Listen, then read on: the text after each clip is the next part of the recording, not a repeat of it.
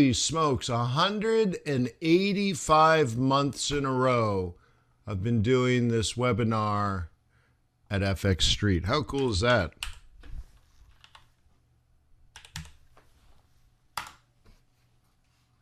Oh, thanks. Nice. 15, almost 15 and a half years. Huh? That's pretty amazing.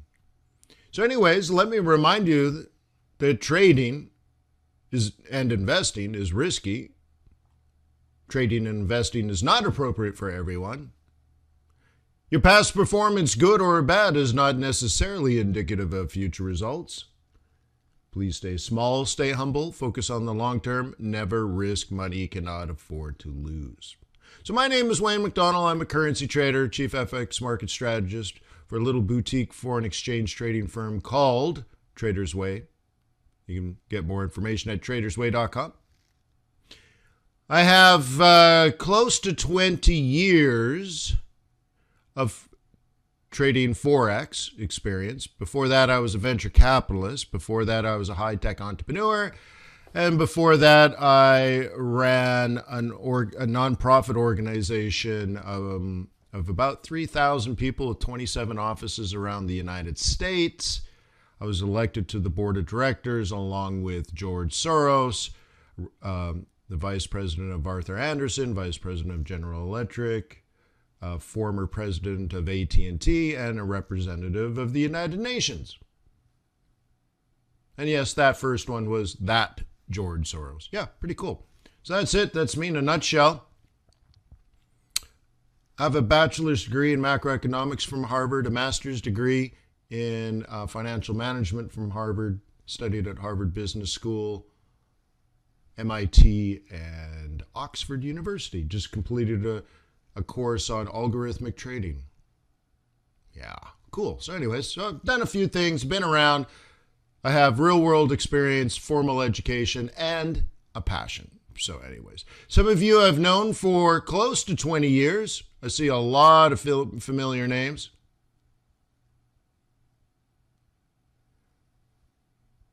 I mean, I can see several people here, like next time I'm in Portugal, we're going to party. Right? You know, and calling everybody else. Like, this is great. Yeah? We're gonna party at Gary's house one day out in the Caribbean. It's gonna be great. So I look out there and I see a lot of friends and a lot of future parties. Yeah, for sure. So anyways, thank you for being in my life. Thank you for being a positive energy and a positive influence. Thank you for the hard work that you put into this thing we call Forex. It's a tough gig. And it's going to take a lot of sacrifice and a lot of discipline. It's going to take blood, sweat, and tears for years. But if you finally get it together, it will give you a lot of freedom and probably pay you a little too much. Okay? Because you don't get paid by the hour. So you can work 15 minutes a day. And that could be enough, depending on if you're a swing trader, position trader. If you're a scalper, you're going to have to work many, many hours, but that's very fulfilling. Instant gratification is great. So today we can talk about technical analysis, fundamental analysis, trader psychology, and anything else that you want. If you like what I do, who I am, how I come across, and how I set things up, more resources are available. I wrote a book 20 years ago. It's available on Amazon.com. It's called Strategic and Tactical Forex Trading. I have about 40 or 50 hours worth of training videos at FXBootcamp.com. If you type in COVID-19, you save a few $100. I think the total price is like $382. Like, dude, to learn fundamental analysis, technical analysis, like if you want to learn central banking policy and how to manage the balance sheet at the Fed, dude, put the money in, get it done. Okay. If you like my chart templates, they're available at metatraders.com. And if you need a foreign exchange broker, please visit tradersway.com. Open up a demo account. You will find the execution speed is faster than most brokers. You'll find the swaps are very, very significant. Some of your brokers don't even pay you swaps. Some of your brokers charge you swaps whether you're long or short. Trader's Way pays you the full swap. Okay, and the spreads are competitive. You can have an ECN account, fixed spread, variable spread. I use variable. So anyways, there's a lot of resources out there. And ultimately, I'd like to thank fxstreet.com for being here for 20 years and being an amazing resource for those that are starting out in this gig we call Forex. It's a tough gig, and they've been there since the very beginning. So thank you to FX Street as well for hosting me in this one webinar for 15 and a half years. But we did many webinars before that. My first presentation at FX Street, it was chat. Can you imagine that? It was chat. And I did, what was it? 10 ways to lose your lover. How to get out of a losing Forex trade. Okay. Muhammad says, so above 500K or below 500K? Who cares? It's a guess. Why would you care about a guess? Okay. Irrelevant. But we can do some analysis if you'd like. Okay. Hang on, my webcam's in the way. By the way, how's the mic? Is it okay? Can you hear me clearly? I can hear clearly now that Wayne is gone. We could do... Oops. Where do you want to go? We could do... Let's do... Come on. Let's do the big one. Let's do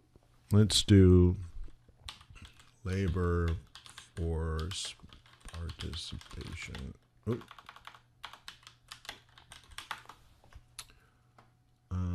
Okay, so this is what we're talking about right now, or this is what the Fed is talking about right now. It's not the headline jobs. So Mohammed says, hey, what is it, 500K, more or less? Look, it doesn't matter. That's not what the Fed's interested in. Okay? It's an okay start, and that's probably what most of the media is talking about. But look, you should look at the 3-month average, and I believe the 3-month moving average is at 800 and something thousand. Dude, that's fine. So we're looking at the trend. We know a lot of things about this economy. There's no surprises out there. We know the economy is improving. We know the inflation rate is high, but it's transitory. We know the Fed can't do anything about it. So those that are saying the Fed is hawkish, look, I didn't, in one of my daily webinars recently for Trader's Way clients, I did a big presentation on supply side economics and why those that are talking about a hawkish Fed and such, like just don't understand. They just don't understand the economics. So they might have a strong opinion, but it just might not be economically sound. So I also heard a lot about stagflation maybe a month or two ago. So again, I did a webinar on that about how stagflation is actually created. And I did the charts and everything. And that's ridiculous as well. So, you know, you kind of have to know the truth, right? And right now, the truth of the jobs is, yes, there's 8 million jobs available right now. There's about 6 million people that should have a job, but for whatever reason have decided not to have a job. Now, it may not all be structural unemployment. Some people might want to stay home because their kids are doing school from their apartment. Okay, gotcha. Someone might have been sick of being a maid at a Marriott. They're sick of cleaning toilets at a Marriott. So they say, well, I'm going to go find something else more rewarding. But they're just not ready for that AI engineering job. And that's the problem. So it's very difficult to go from, making a bed at a hotel for a living to suddenly doing artificial intelligence programming. But there are jobs if you want to be an AI developer. So there's a lot going on. So if you want to look at this discrepancy of those who are actually trying to look for work and the type of jobs available, you use the, I always forget the name of it. I always think COLA, but what is it? It's JOLTS. You look at the JOLTS report. Okay. Right now, Non-Farm Payrolls, which is the establishment survey and the household survey, that's the total of number of new jobs added to the economy. Great. And we know over the last 3 months, the numbers have been great. Good. We also know the real issue here is when is the Fed going to taper? And how fast are they going to taper? And then how long is there going to be a pause? And at what point are they going to raise interest rates? Now, I'll argue that I told you the answer to all of those questions a year ago. And professionals, for some reason, haven't figured it out, yet alone non-professionals. And I'm like, but we already know this. We already know the answer to all these things.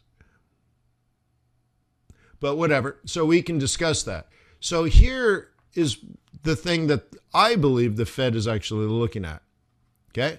This is the labor force participation rate. Look, if you're not going to get a job, then get out of the workforce. Well, actually, you're just not counted. You don't want to participate in the economy, then you're not even counted anymore. So if you're in jail, you're not even counted. Okay? If you're overseas in the military, you're not even counted as far as the workforce or labor force, right? Because we have capital and we have labor. So the Fed is actually looking at those that want a job. If you want a job and you're looking for a job, you're going to be counted. And so after this recent crisis, a lot of people said, you know what, I'm just going to retire. I'm old enough to retire. I have enough savings. I'm just sick of work. If I can't go in the office, I just don't want to work at home. I can't work at home or whatever. And they're like, enough is enough. And they retire. But that doesn't explain how low the participation rate is.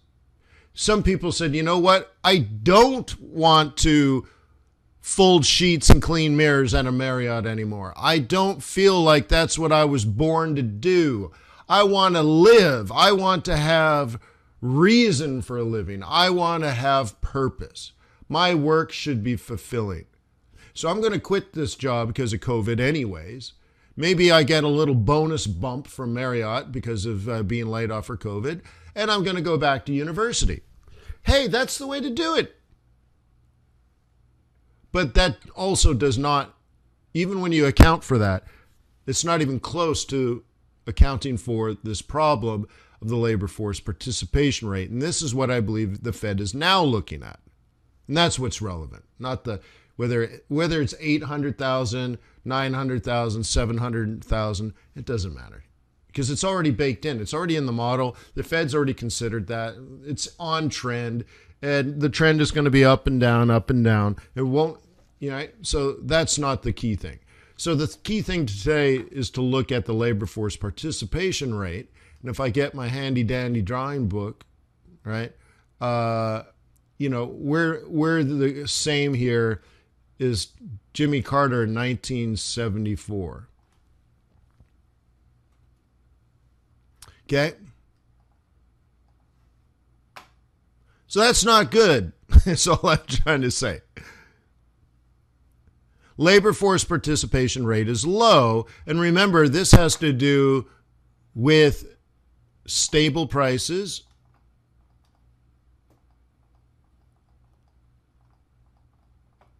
and full employment, right?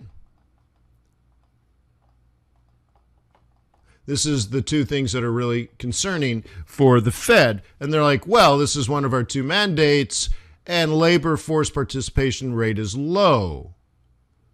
Okay? We used to be up here, yo. And look at that, even from the 2008 financial crisis. Oh my gosh, right? Okay? Oh my gosh, right? So this is low, and it ain't getting any better, right? But we should at least be back to pre-pandemic levels, and we're not. So the Fed is going to look at that, and I believe they say there's no reason to taper, and there's certainly no reason to raise interest rates because we're only halfway back to where we were. So let me zoom in, by the way. Okay, we're only halfway back to where we were. So we want to see the labor force participation rate rise if you want to see the Fed announce a taper. Okay? Now, do you guys, what is the next thing that you might feel is important? And the answer to that is wages.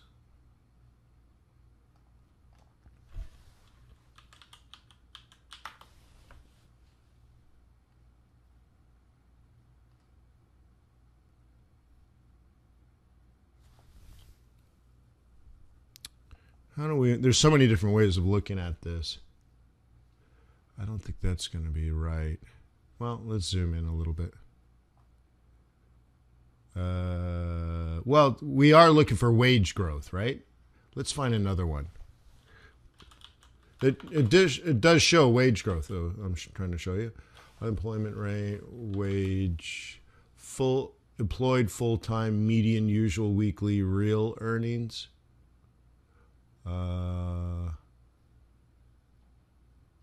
Okay, we can look at that. That won't show underemployed.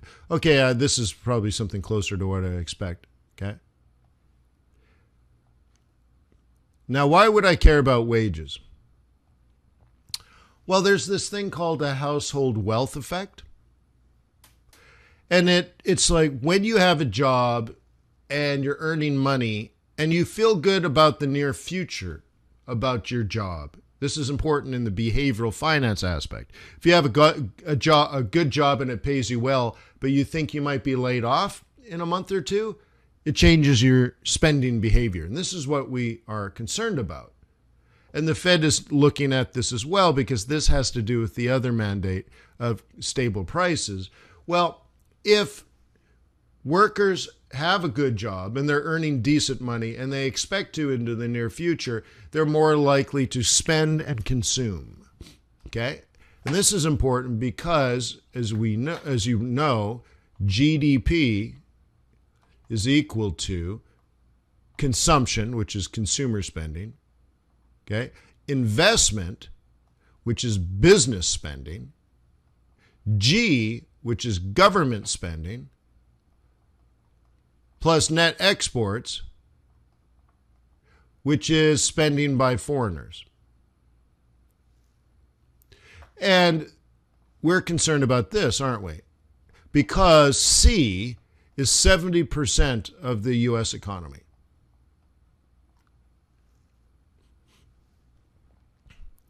So we want, if you're interested in the economy improving over the next few years, you want to see C go up.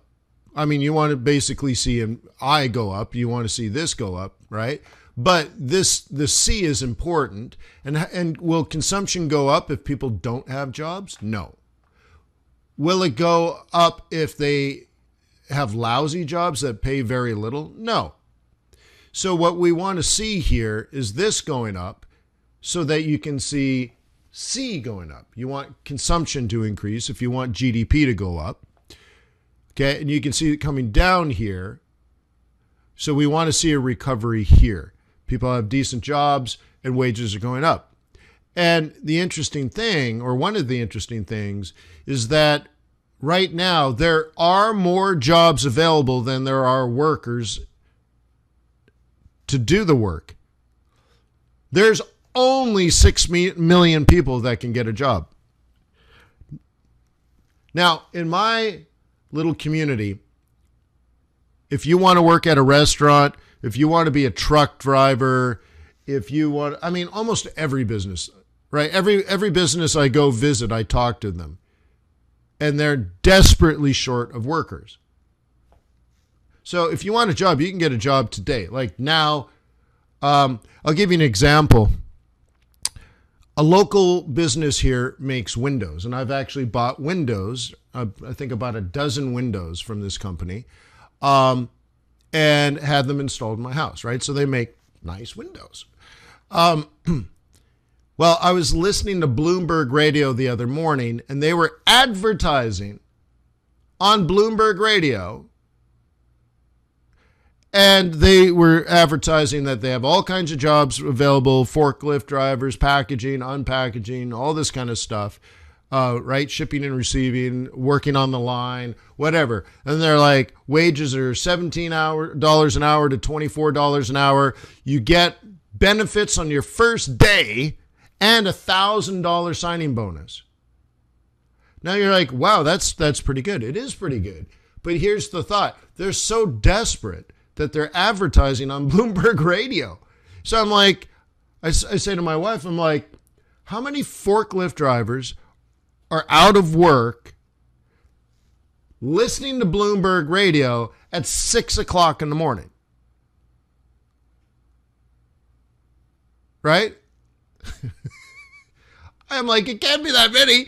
How many forklift drivers listen to Bloomberg Radio? Like none? How many get up at 6 in the morning when they don't have a job? None. Right?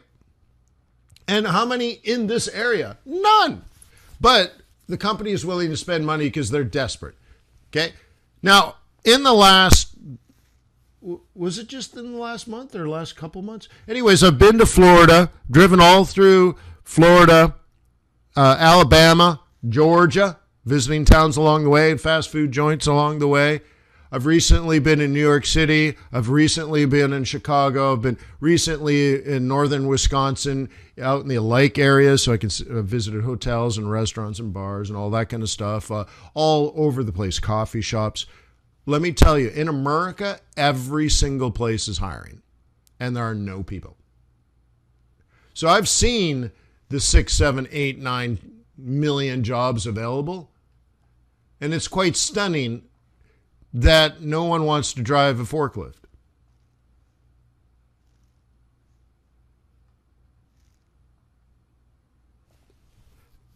Okay? Amazing. So what we are going to see here is if a forklift driver shows up to a job interview, the forklift driver is going to say, hey, man, I got 27 offers. I can start working tomorrow if I want. What's your offer? And that should push wages up. How many people here would like to make $41,000 a year? United States dollars. Plus an 8% bonus right to start. So you get $3,000 or $4,000 in cash day one. Plus, you're going to make $41,000 a year. Do you know who's paying that right now? Target. Target.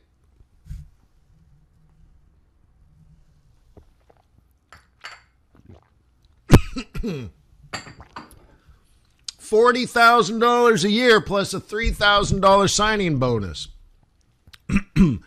If you go to a job interview at McDonald's, they will pay you $50.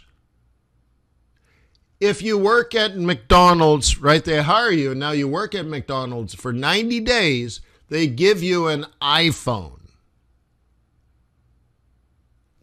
Okay. So anyways, if a worker shows up, the worker can demand a lot right now. And if they can get paid and get a $3,000 bonus to work at Target, oh my God, to work at Target, a $3,000 bonus.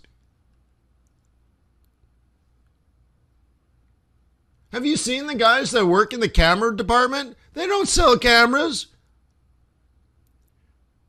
Right? Every 4 days, somebody buys a cheap Chinese television out of the Target. Like, has anyone actually bought a book at Target? Have you been? They sell books. Like, there's a little bookstore in the back. I'm like, who the hell buys books here?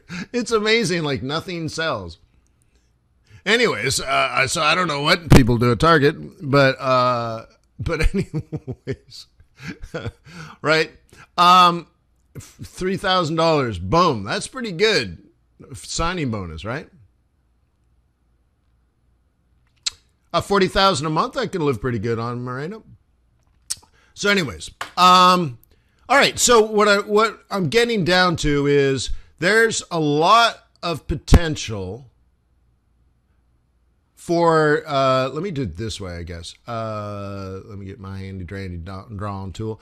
There's a lot of potential for this line to like tick up, and that would be an indicator that C could go up.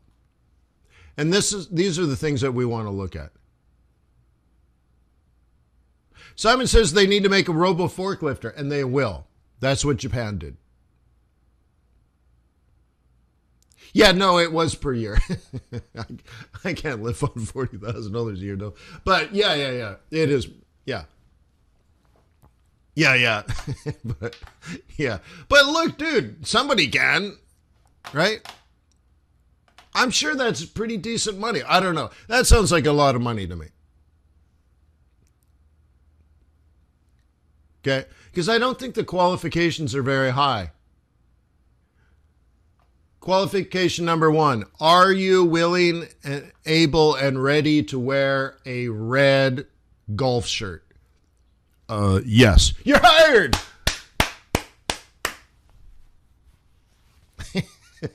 Anyways, right? Like, amazing, right? Just amazing. So anyways, so those are the two things, guys.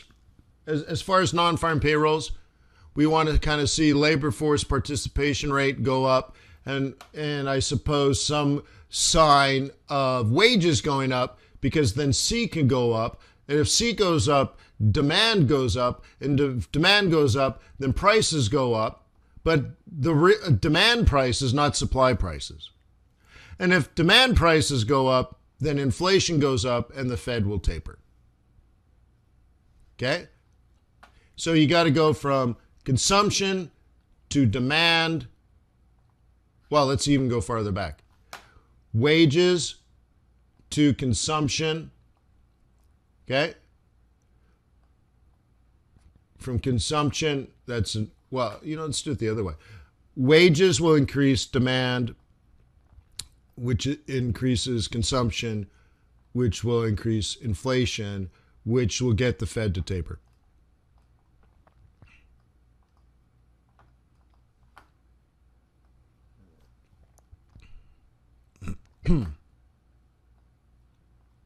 Okay? You need this. See, the Fed is the one doing quantitative easing, so the Fed is the one that manages a taper. But if you just get rid of this and just say this will dictate the Fed policy, I want to make it clear that there's a relationship between the Fed and demand. The Fed influences demand. If there's too much demand, which we see in inflation, they raise interest rates and they lower demand. If there's not enough demand, the Fed will lower interest rates or even buy bonds, driving down driving down the cost of money, increasing the availability of money, and then increasing demand. So the Fed increases or decreases demand. And, and therefore adjusting inflation.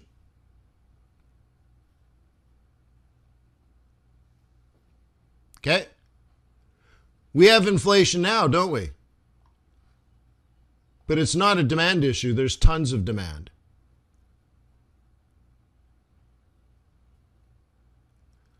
Okay? And by the way, is it really that difficult to be a forklift driver?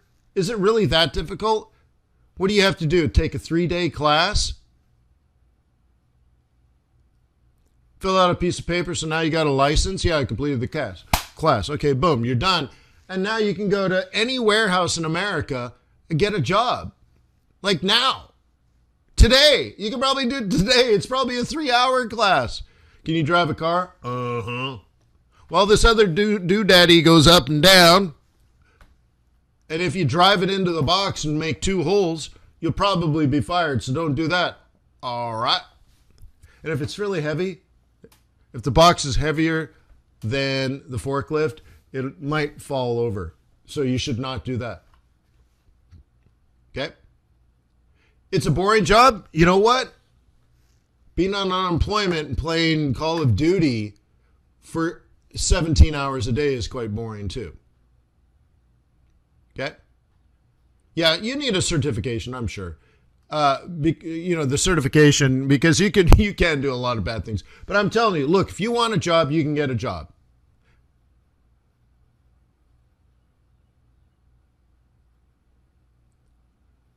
Yeah, no, I know, Reb.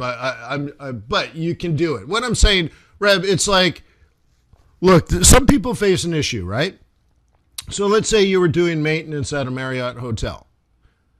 Okay, you're the janitor, or not janitor. You're whatever. And you're like, I don't want to do this anymore. I'd like to work in warehouses, maybe an Amazon.com situation or a Walmart situation. Walmart, by the way, right now is hiring 20,000 warehouse workers. But there are none. Dude, like, I'm telling you, this is serious.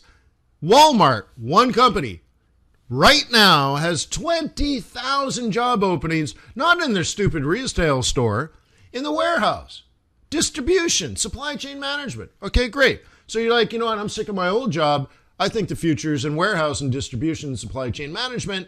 You know, I'm not really an engineer and I'm not really a manager, but, you know, hey, man, I can be a forklift driver. I can do something like that. Okay, so you go out, you get the certificate, and you will get a job like, boom, and a bonus, and benefits, and decent wages, right? I didn't mean it like to downplay it like it's super easy, but it's super easy to, like, you can do this. It's definitely something you can just go do and then work your way up, right? And all of a sudden, yeah, now you're doing making $125 an hour. That's a lot of money for most people. Okay? Dude, you're making $1,000 a day. Okay? America, I love this country. You can make $1,000 a day as a forklift driver, and they'll thank you for it. So it can be done, is all I'm saying. Okay? So we want to see wages go up because of the household wealth effect, to increase consumption, to increase demand, to see inflation, demand side inflation, and then the Fed will taper, and then in 3 years raise interest rates. Okay, so anyways, all of this is this, by the way, is the St. Louis Fed website.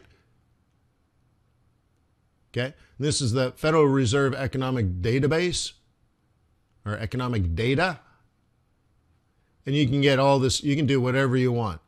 Okay, so we can do non-farm payrolls.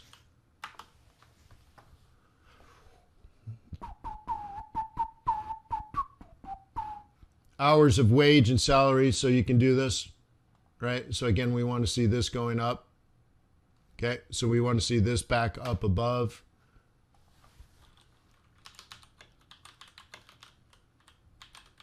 Okay, so you just pull up all this amazing, right?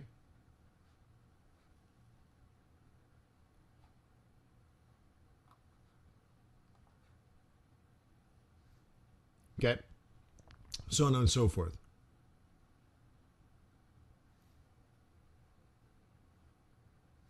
That's not the right number, is it?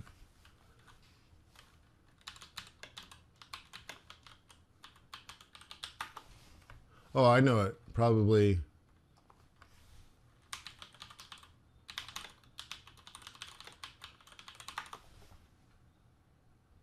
No, it would be non-farm payrolls. So anyways, there's all kinds of wonderful things you can search here. See, this private one doesn't sound right, but I guess maybe it's right.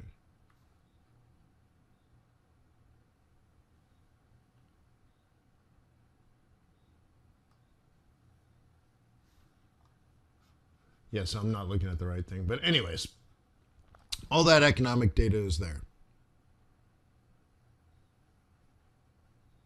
Okay? All right. So anyways, all that data is available to you. Oops. Okay. All that data is available to you. And it's very interesting. I'm just trying to thread all these pearls together. Because very often I hear things in the media, and quite frankly, it just doesn't make sense. So you really need to know what you're talking about. And I always cringe when I hear a journalist major from a second-tier school giving, interpreting economic data. It's cringeworthy sometimes. So you got to be careful where you get your info. Anyways. So you will see here a currency index. What I've created here is an index which is the Great British Pound versus Euro, Swiss franc, Japanese yen, Aussie dollar, Kiwi dollar, CAD dollar, and USD over the last several hours, right? Actually, couple of days, but that's what it looks like. And then I do the same thing, Euro versus Pound, Euro versus Swissy, Euro, right? And I'm just like a dollar index where you have a currency versus a basket. I've created 8 baskets, including this dollar index. Now, this dollar index may be different than the ones publicized because I'm just doing it from MT4. Okay. Again, like this is one of the tools that's available at metatraders.com. I believe it's in the complete toolkit. But I can very quickly see Aussie is strong, Kiwi is strong, CAD is strong. So all these commodities, okay, Europe is weak, okay, pound down, euro down, Swissy down. Yen and dollar are strong going into the risk event. That makes sense to me. I bailed on all those trades. So right now, Aussie, Kiwi, CAD versus Swiss franc probably doing pretty well. If you're doing something else, if you're trading Aussie yen, it's not working out. Kiwi yen, not working out. USD CAD, not really working out. Okay. Euro dollar, probably coming down. And now neutral, because now this is coming down and this is going up. So, I look at this and say, we're waiting.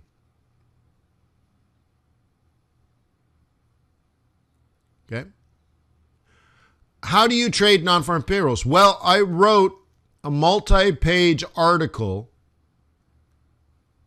that explains how to create a model for non-farm payrolls. So when you hear in the media where they expect 782,000 jobs, well, I actually teach you how to do that, how to create your own model so you don't have to listen to the media. I also gave 2 different trade recommendations, and then I gave some tips. And I wrote that article 4, 5, 6, 7 years ago and is published at fxstreet.com. So, start there, Zaid. Okay. So today we'll cover these currencies. I'll also do commodities. I'll cover oil, gold, Bitcoin. Okay, sounds good, right? These are all plans in play right now. You can see we're still on plan A. Okay. So I hope you don't mind the fundamental discussion to open up today's 3-hour webinar.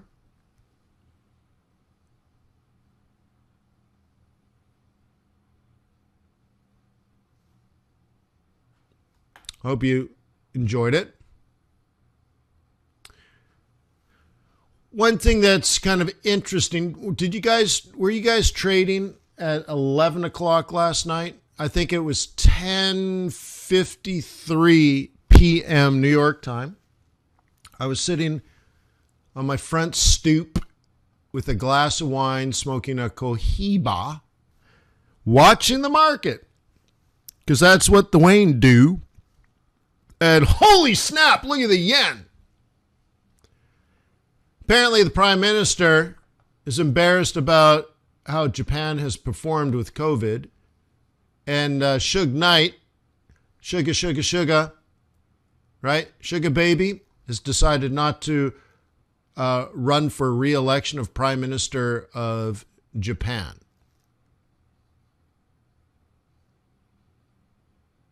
Okay. And yeah. So I was in a pound yen trade, and it was kind of interesting because I was watching at that time 5-minute candles, and I'll just pretend these are candles. It kind of looked like this, and right, 5-minute candles, and it kind of looked like this. Pretty normal, late Asia, Asia morning, Asia lunch kind of stuff. And then it went whack, and then it went whack, whack, whack, whack, and then whack, whack. In about 15 minutes, it was great. I'm like, whoa. But I already had moved my stops, and I'm like, I'm going to go to bed. Yeah. Oh, sugar, sugar. Dun, dun, dun, dun. Oh, honey, honey. Yeah. Suge Knight. All right. Shoulda, coulda, woulda.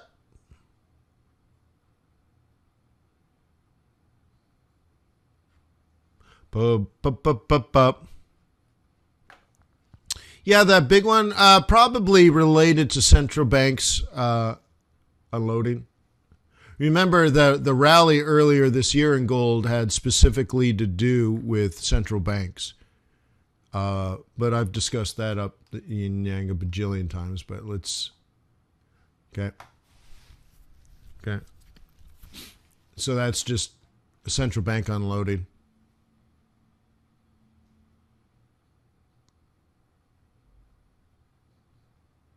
Yeah, right, Marina? Also, I remember one time I was trading, and so this was a long time ago. But I'm just trading in the Asian session, and news comes out that the Minister of Agriculture for Japan was going to be charged with some sort of embezzlement or something like that. Like, he was kind of playing funny with the money. And it was coming to bear publicly.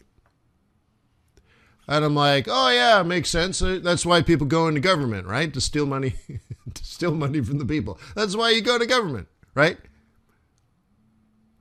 You want to get rich in South Africa? Just join the government, right? So anyways, so this was very shameful, right? So he stuck a sword in his stomach. He committed hara-kiri.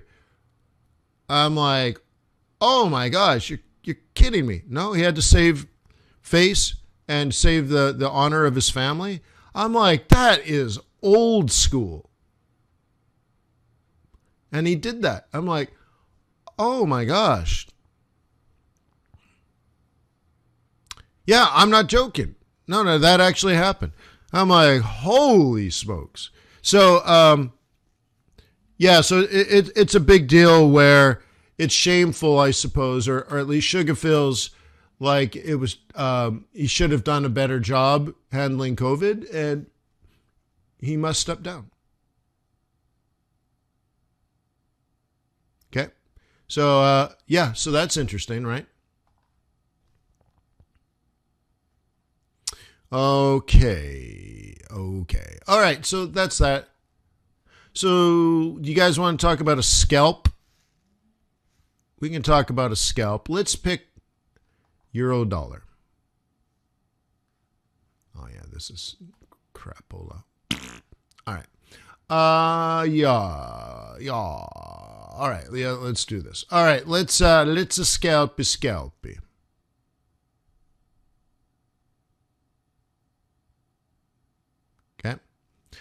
All right, so the news will be released, and a number will be said, and the market's going to move. Okay? Now, what I've explained is the bigger data that matters most. But they're going to trade the headline anyways. And people are going to say, oh, that's good, or oh, that's bad, and the market will move. But if you understand fundamentals, remember, this non-farm payrolls release is not fundamentals, it's news. Just trading news does not make you a fundamental trader. Okay? So anyways, fundamental analysis tells you that this is just a data point. And what we already know what the Fed is thinking about. We already know the Fed's concerns. We already know what the Fed is thinking. Okay? So this is a small drop in the bucket. But it's relevant. It's a drop in the bucket. Okay? But it's not as simple or catalytic as the market may bear. Okay? So what we're looking at here is the number will come out, the market will move. Oh, it's really, really good. Therefore, the Fed has to do something. Or it's really, really bad. Oh my God, now the Fed has to do something, right? No, dude. So nonetheless, the market will move. And a lot of traders are just going to do what they want to do. So like, I'm bullish on euro dollar. Okay? So I could just throw down a bunch of orders right here and say, I'm going to buy that dip. And I'm done. And you'll get a situation like the news will do this. Oops, let me do this in a different color. You can get a situation, not on the 4 hour, but just imagine this, that today it goes, Well, then it'll most likely do this next week. Because there's orders sitting here. This is why, like, when you get volatility, traders tend to, like, buy way up here or sell way down here. And then you got this giant spread, so that actually puts you down here. And then it'll head down to support very quickly, and you either take a small win or it comes back and knocks you out because you got in late and you got in at a poor price. Okay? Meanwhile, someone says, look, I'm bullish no matter what the Fed says, so if I can catch this around 1850 to 1830, I want in. And so they'll just place their orders there. And this could come down hard, 40, 50 pips down, and now they're in next week's trade, and that's a swing entry. Or vice versa, it could go up and come back down this way. So what I'm trying to tell you is you go into a smaller time frame, and you should identify levels of support and resistance which you might feel could be important in the near future. Okay? So I could say, if I was a bull, down in here might be an interesting buy. Where's the next level? Where's your plan B? Maybe down in here?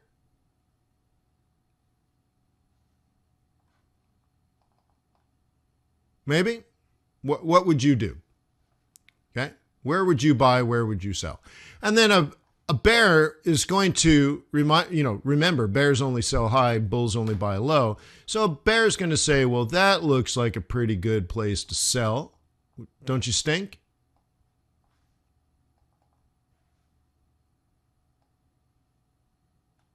Smell like a plan? So like on a basic level here, you could say a bear could sell here. Let's do this in pink. Okay, a bear could sell here, and a bull might buy sort of here. Look, I already have this place marked. Okay. Okay. And that's one of the kind of trade setups I put in that article that's written and published on FX Street. So you could say, there's a plan A down here and for a bull, and this area here is plan A for a bear. Okay. A and A, maybe. Okay. So that's it. And you create that. Now, this second one is much smaller time frame. And you're now not trading price, but you're trading volatility in price. We call this an event-driven strategy. Okay. Now, if you study hedge funds, if somebody says event-driven strategy, what they're talking about is like merger arbitrage, where there's an event where company A is going to acquire company B, but it also needs regulatory approval. So a company A has to spend $6 billion that they used to have. And instead, they give it to all the people over here. So typically, the stock price of this company goes down and the stock price of this company goes up, because to buy company B, which trades at $15 a share, company A has to buy everybody out to say, we need to buy all the shares. And so now they have to go to all the shareholders for company B and say, hey, look, it's trading right now at 15. Sell us your shares at $22 a share. And within minutes, the price will actually jump all the way to 22 because company A is buying it and that's the new price. Now, so that's one way of doing the event. As soon as it's announced, company B's price will go up, company A. So you sell company A and you buy company B. But then the next part of the event is, what if the federal government says you can't buy company B because you'll become a monopoly? Oh my God, this comes down, this goes up. And these are events. What I'm talking about is at 8:30, so that's the event. We will get volatility. Is it going to go up or is it going to go down? I don't know. Is the number going to be 800,000 or 300,000? I don't know. Doesn't matter with this event. You just know when it's going to happen. So in this case, if you get a big red candle because of whatever reason, the number is disappointing, okay? That means people can continue to front run the Fed because they're not likely to taper until December, which we already know, by the way. So anyway, so the dollar might get strong. So if you see a big red candle, what you're going to try to do with a high volatility event-driven strategy is have it come back and then sell the fib retracement or sell the roll reversal. So you'll be selling here. You won't sell the big red candle, but let it come back. There'll be one that happens within 30 seconds, and then there'll be one that happens on 15 minutes. So basically, you're watching a 1 minute chart. You'll see it go down, Then we'll watch it on a 5 minute chart, and then we'll watch it on a 15-minute chart. And everybody, a scalper and a spot trader, and even a swing trader should be able to catch that, or the opposite. So again, we're going to look for a big move that will show us direction. Don't buy it or sell it yet. Wait for the retracement, because I want you to remember this as we go into the news. If it moves bullish, do bulls buy high or do bulls buy low? And this is a 1 minute candle, by the way. If it pops green, do bulls buy high or do bulls buy low? I want you to think about the universal truth.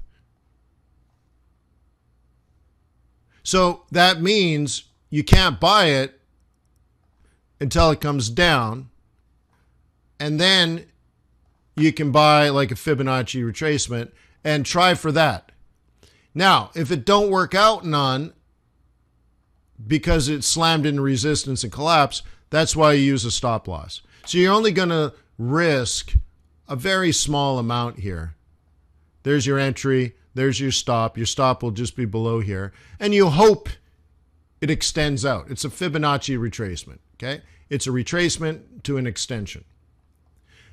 Now, I want you to realize that these two strategies can work together, or they do work together. Not that you would trade them together, but like if this spiked up to here, guess what? That's where all the bears are selling. So, right, you might get on a 1 minute chart 15 minutes of it rising and then 2 hours of it collapsing, or vice versa, because we know there's bulls here, we know there's bulls here, and we know there's bears above.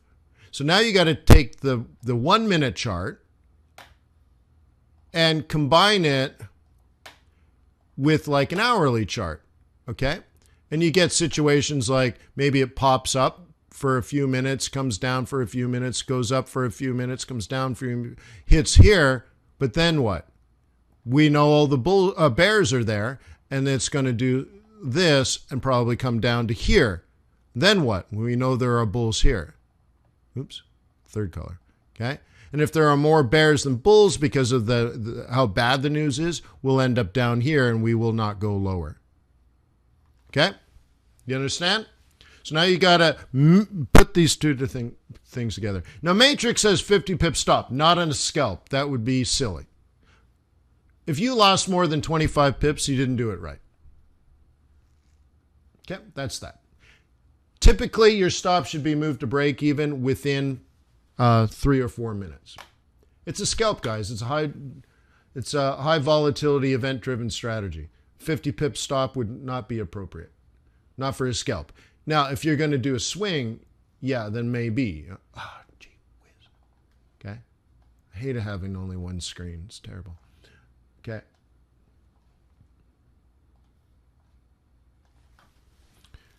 FX Street. So anyway,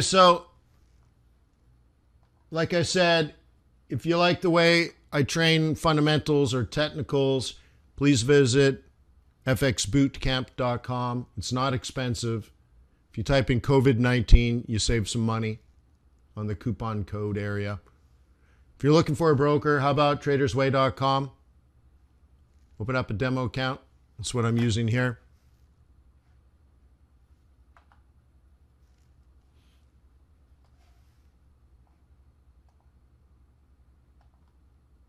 And again, thank you to FX Street and our wonderful moderator. Appreciate what you do. Thank you.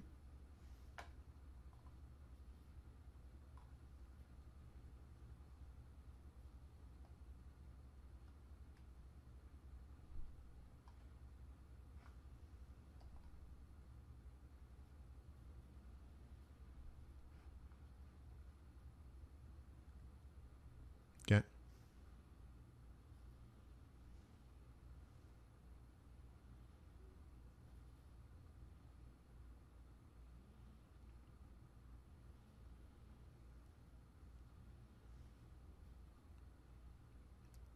Does that say 235?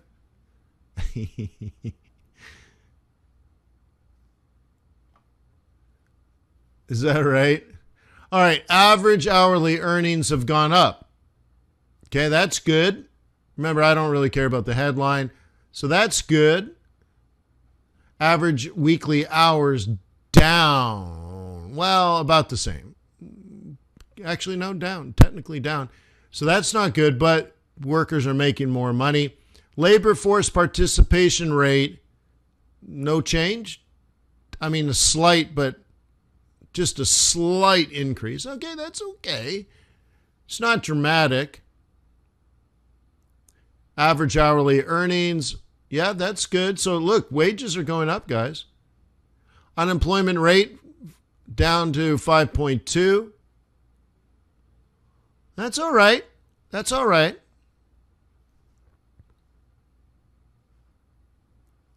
Okay, that's all right. That's all right. It's modest. Now you're like, oh, the headline number is terrible. Okay. Yeah.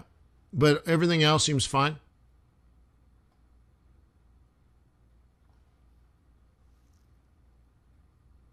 Okay. And I like this response. This is good. Okay, so anyways, I want to look at this. This is what we're looking at.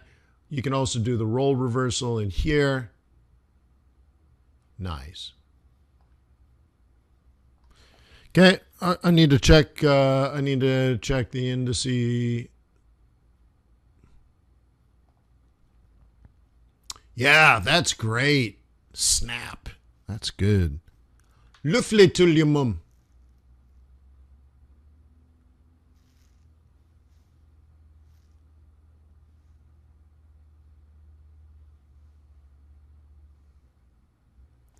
You're beautiful. It's true. All right, so I think I was on this one, wasn't I? Okay. Nice. Nice. Okay.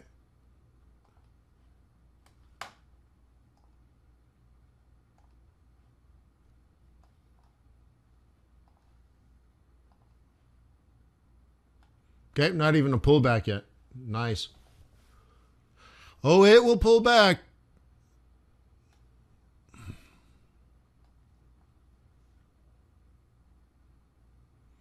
Is it good for crypto? Let's take a look.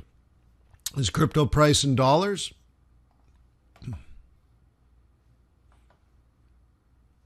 Apparently so.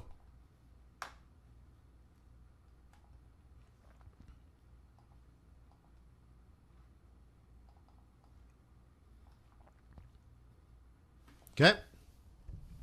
Yeah, good response. Very nice.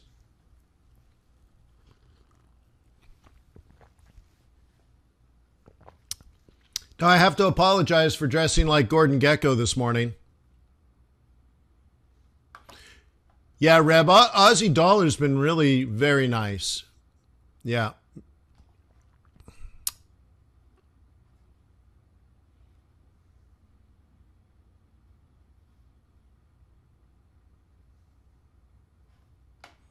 Gold priced in dollars going up. Oh, look, that's our plan A.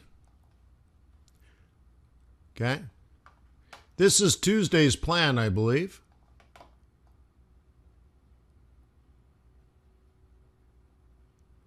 So once again, if you open up a demo account at tradersway.com, you can attend my daily live webinars. And this is something that we planned on Tuesday. And now you're getting paid. Boom. Look at that. Nice. Got it, right? Cool. Very nice. So that's working out. Le flitulumum. That's working out. Just climbing up. Support, resistance. All right. That's good. That's good. That's good. Okay. So that that's working out real nice. Real nice. Okay. Pound dollar. This is me working with clients of tradersway.com. Boom. Boom. Look at all these plans. Boom. Boom. Look, up, up, up, up. And look where we're. Hey, Wayne, that's not clear enough. Hey, Wayne, I don't know what this means. It means like, It means when I drew this and then I drew this, it means maybe you should have bought it here. Cool, right? I know that's facetious, but let's move in a little closer and look at now. That's a swing trade. Now look at the day trading. Okay, buy at support, buy the roll reversal, buy, right? Look at this, buy this support, buy this support. Okay, There's a little zone here, but the NFP messes things up. But this is that idea where somebody said, look, if it comes down a bit, buy it. Okay, that's how a lot of professionals actually trade the news. Or dare I say, that's how bankers trade. Like, what does that mean? Trade like a banker. Cool. Hey, look at that. So let's go back to this. Look at that. Did somebody sell it off my gray line? I like the way you trade. So if you were going to stink about buying, you've just got your 50% retracement. This is the one on the 5-minute chart we talked about a couple of minutes ago. You might have an opportunity. It's dangerous because we know this is where the bears are, but it's your call, man. It's your call, Bubba, because you're going to risk this space. Okay? So you have to say, well, if we're going to go make a higher high, you're going to trade that. And the target here would be 1970, and you're buying it at 1870. So then maybe there's 100 pips here. Not quite, 80, 85, maybe 75 pips, let's say. And so you're risking 30 for 75. Okay. I'd caution you here, just like, obviously we said before the webinar, this is where the bears live. Okay. But whatever, a scalp is a scalp. If you're afraid of taking a 25 pip loss, you're over leveraged.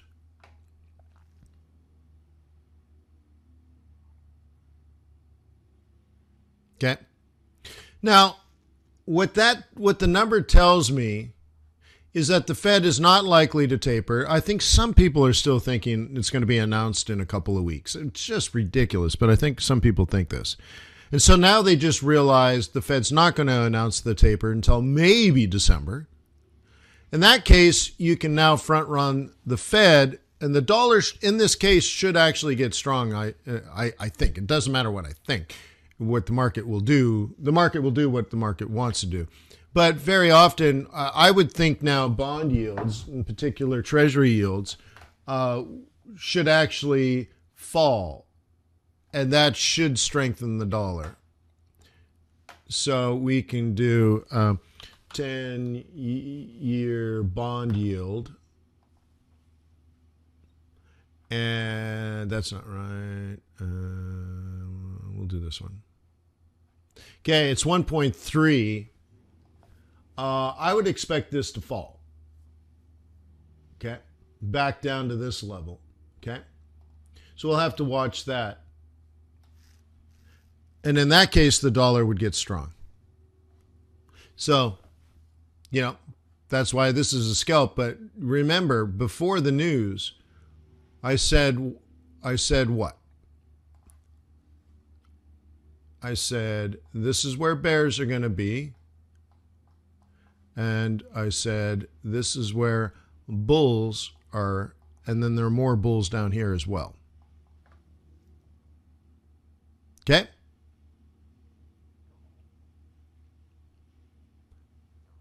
Okay. How long will it be? Well, like I said, bulls are down here. The scalpers may have just come and gone. They bought it, drove it up here. But in my opinion, in my experience, these guys didn't make very much money. Even if they scalped it correctly, they got in late.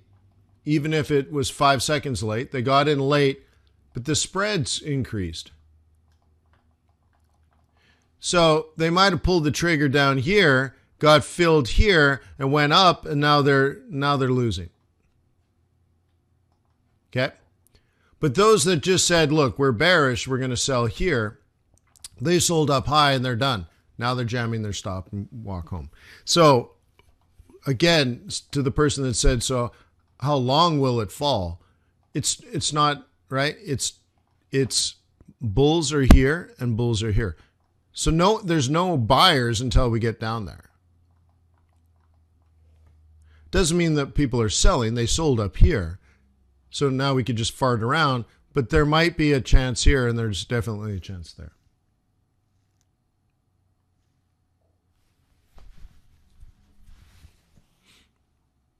Okay.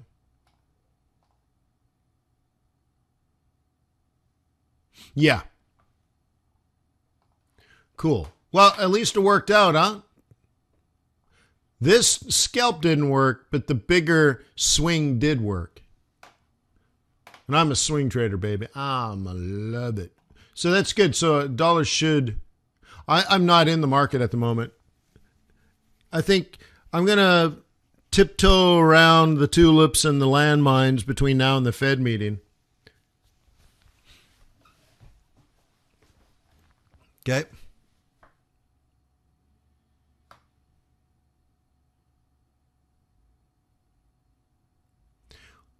Gabriel says, why would the lower yield make the dollar stronger?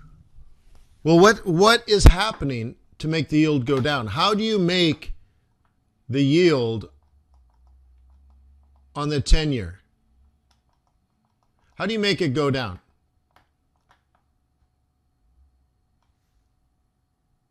Someone has to buy it. So if you're a foreigner and you're going to buy the 10-year T-note, you have to buy the US dollar, so you make it stronger. You push the dollar up so you can buy the 10-year T-note.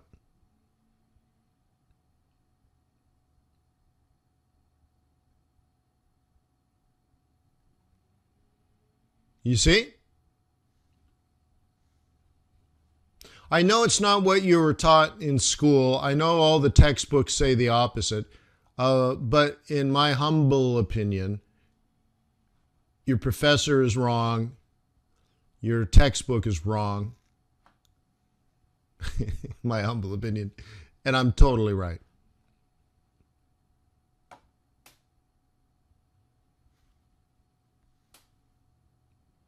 Okay?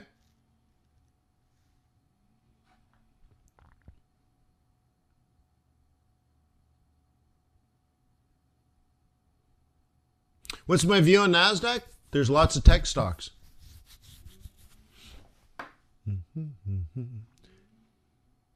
Okay.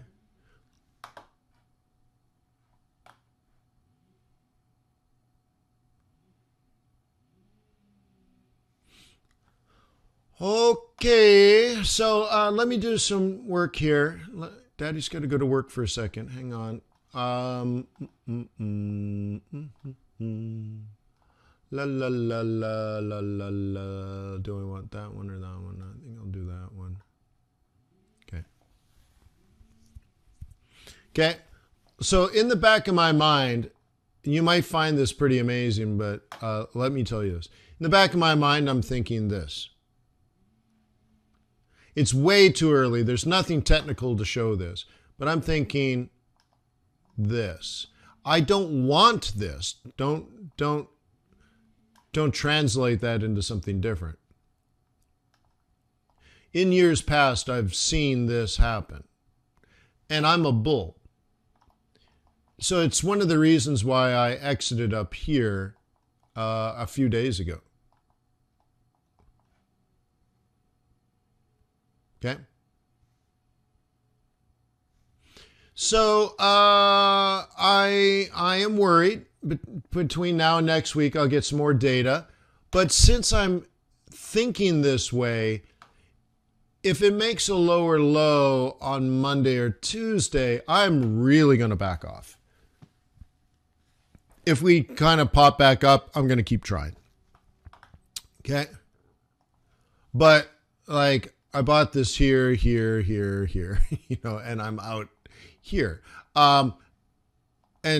And on Aussie dollar and Aussie yen and pound yen and, I don't know, did a lot. So, so now I'm ready. Okay. I'm ready for this. Like if I get attacked by my enemy, I'm ready. I'm ready to retreat, right? I'm ready to run.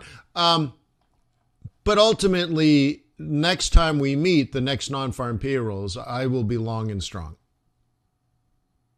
Okay? I'm just expecting to be ambushed in the next couple of weeks. So I'm preparing for that ambush. I'm being defensive, not offensive. I was very offensive here. Okay? And now I'm preparing to be quite defensive. So let me ask you guys, okay, this is a question I'd like you to respond. How many people here knew that I was aggressive, ready, willing, and able to catch this move right here?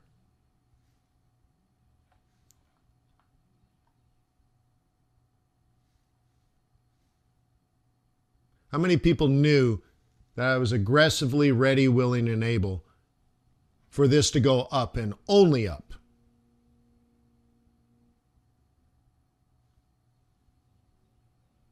Yeah. Yeah. Well, I'm glad I communicate effectively.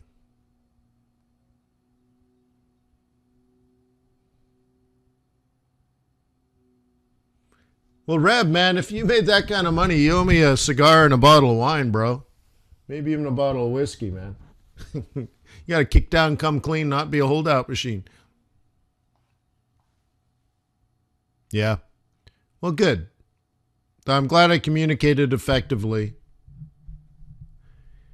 Because in my style of training, I'll do everything except to actually tell you to do it. So all I can do is get you ready, willing, and able to. And you should know how to carry it out. Yes, actually, I like Japanese whiskey a lot, Rep. That'd be wonderful.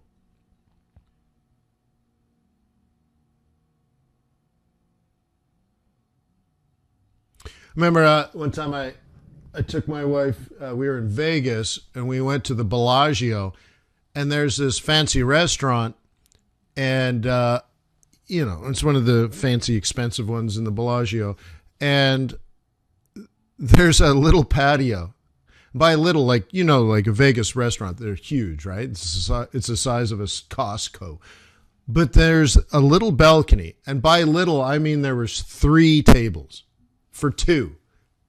6 people sit on this balcony, and you're sitting outside now on the water, and you can watch the light show. And for $10,000, I think it was, you press the button to start the light show. And I'm like, so the waiter comes down, would you like a drink? The show's going to start soon, all that kind of stuff. Would you like a drink? And I'm like, hey, do you have any whiskey? And he's like, we just got in like this super rare Japanese whiskey. And I'm like, yeah, let's do that. That sounded good. So sitting there watching the light show, drinking that Japanese whiskey, it was great. Yeah, absolutely fantastic. So my first time when I moved into the dorms at Harvard, 4 years ago now, when I moved into the dorms, I'm like, hey, man, when I was in the 90s, when I was in college, I always wanted to be like the guy that could drive around in a Ferrari and live life large. I'm like, but I can do this now, right? So I didn't get a Ferrari, but so I moved into the dorms, and I set up a liquor store in my dorm room. So I got like 3 bottles of wine. I bought some Japanese whiskey, bought some bourbon. I ordered a fridge and ice maker to be, installed in my room. So I was making, round whiskey balls for my whiskey. And then I had a humidor full of cigars. I'm like, this is how I wanted to live in the dorm, man. So anyway, so when you say Japanese whiskey, that's what I'm thinking about. So when I met my cohort, they're like, hey, we should get together and meet each other. I'm like, come over to my dorm, man. I'll set up. I got cigars. I got Japanese whiskey. And they all came over. And we're huddled under a tree because it was lightly raining. So we're all huddled around this tree drinking Japanese whiskey, smoking cigars. So like, man, this is exactly why I want to go to college in my 40s, man. So yeah, Japanese whiskey. I love Japanese whiskey. Cool. All right, so let's get back to this. If you're going to try to buy it, this is your price. Don't lose sight of what you're trying to do. Okay, remember, before the news, I had this set up. Bears will sell it here. Okay, the scalp is the retracement, and bulls buy here. This is a bullish swing. This is a bearish swing. I'll put it here, bearish swing. And this is the event-driven strategy.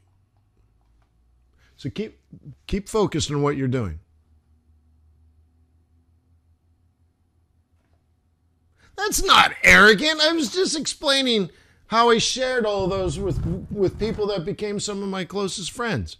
That's not arrogant.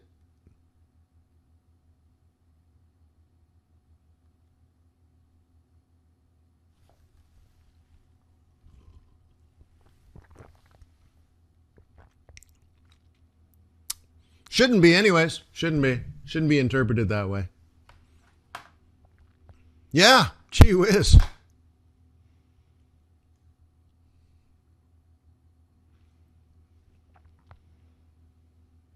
Remember what you want to do, man. I had this plan A for bulls, plan A for bears, and then the high volatility event-driven strategy. Okay, which one? Now, again, I think yields will go down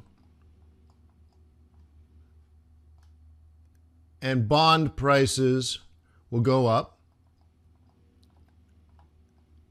And this is because market participants are now in their models, which were wrong to begin with, but whatever, are now delaying their taper in their mind.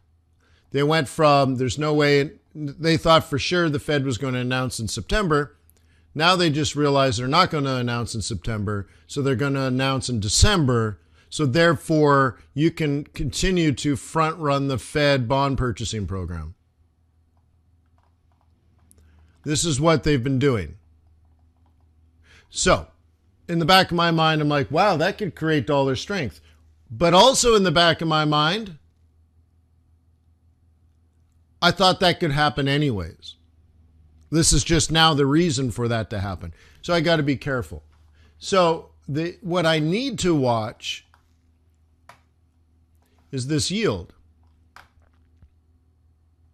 If this yield goes up instead of down, then my bearishness on the US dollar is warranted. Remember, I am a bear. I'm worried that the interpretation of what happened today creates dollar strength to right from increase in dollar demand by foreigners. The demand for dollars by foreigners is so that they could buy 10-year treasuries or other treasuries, but in particular 10-year treasury. And if they buy 10-year treasuries, the yield will fall, and that will explain the dollar strength. For example, last week, there was the largest purchase of 10-year notes by foreigners ever in the history of 10-year auctions. Shows you the appetite and demand by foreigners to buy U.S. treasuries.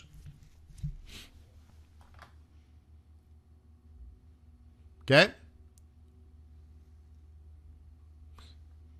It was like either 2 weeks ago or 3 weeks ago. Anyways, very recently.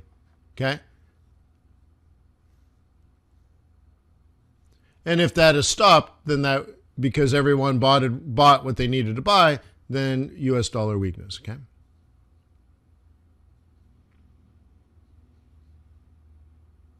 Okay? So what do you think of the event-driven strategy right now?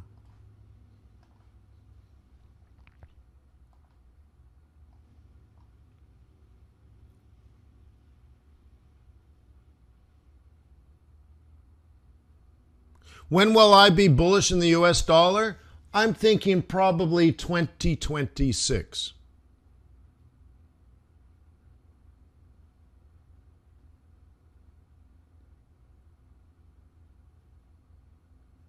So JJ says, how do you regard a valid, how do I regard a valid break of a previous higher low? By the way, I don't trade breaks like that.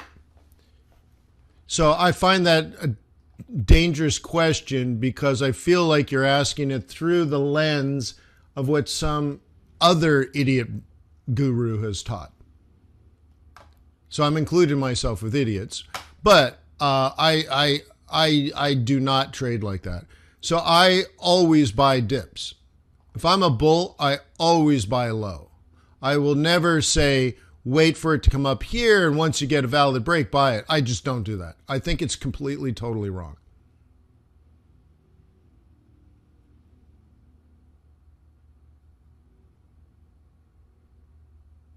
Okay?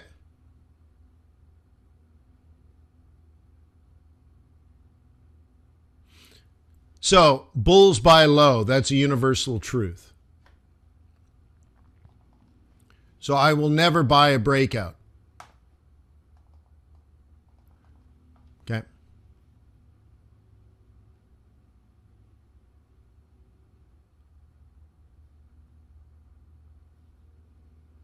Yeah, multiple time frame analysis is important, Kenny. Yeah, and obviously, Kenny, if one time frame says up and the other one says down, it's probably a mediocre trade at best, right?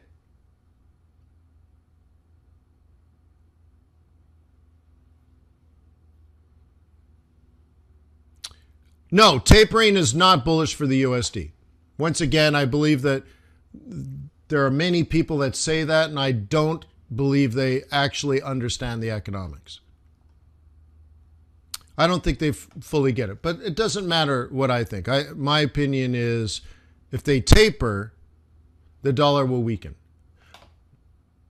But how long ago did I tell you guys I was going to be a bear on the US dollar for 5 years at least?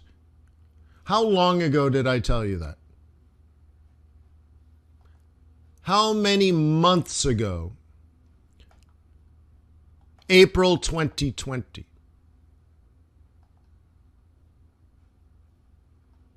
"19 months ago, I said in one particular day, one particular hour, okay? It was on a Fed meeting press conference. And Jay Powell was answering a question.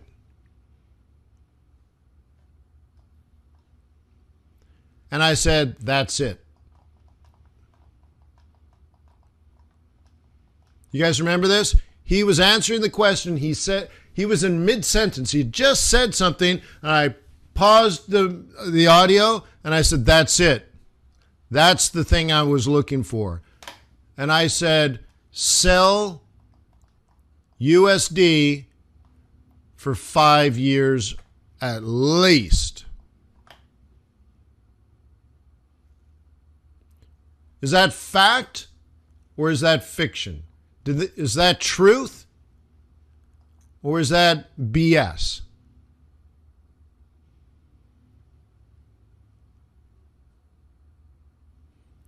If you believe that to be true, then that's what I call fundamental analysis. News is not fundamental analysis. That news is just news. It's a data set. It's a data point. Oh, look, you watched a data point. Good for you. But if you don't understand how the mechanics of the market works, then you just don't understand.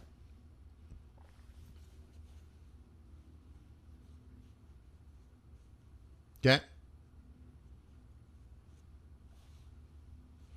Okay, yeah, so someone else says, hey, well, back in 2019, you were also a bear on the dollar. Yeah, but completely different reasons. And then we got hit by COVID-19. Then I was a dollar bull. So I'm talking about how do you make the switch from long-term dollar bear to suddenly smack? You are no longer a bear. You're an absolute total bull. Aggressive, ridiculously aggressive. Buy up every single dollar you can. And then at some other point in time, snap, right? Like a crack of a whip. You're like, I'm done. I'm no longer a bull. I am a bear, and I'm a long-term bear. Not like for 2 days, but for 5 years, maybe 8 years. Well, that's fundamental analysis. Understanding the flow of money around the world, okay? That's what it is, and why the money flows that way. And it's not simple like, oh, if they raise interest rates, the currency will get strong. Okay, that's simple. That is simple. Generally, that's true, but not in the United States. Okay? Okay?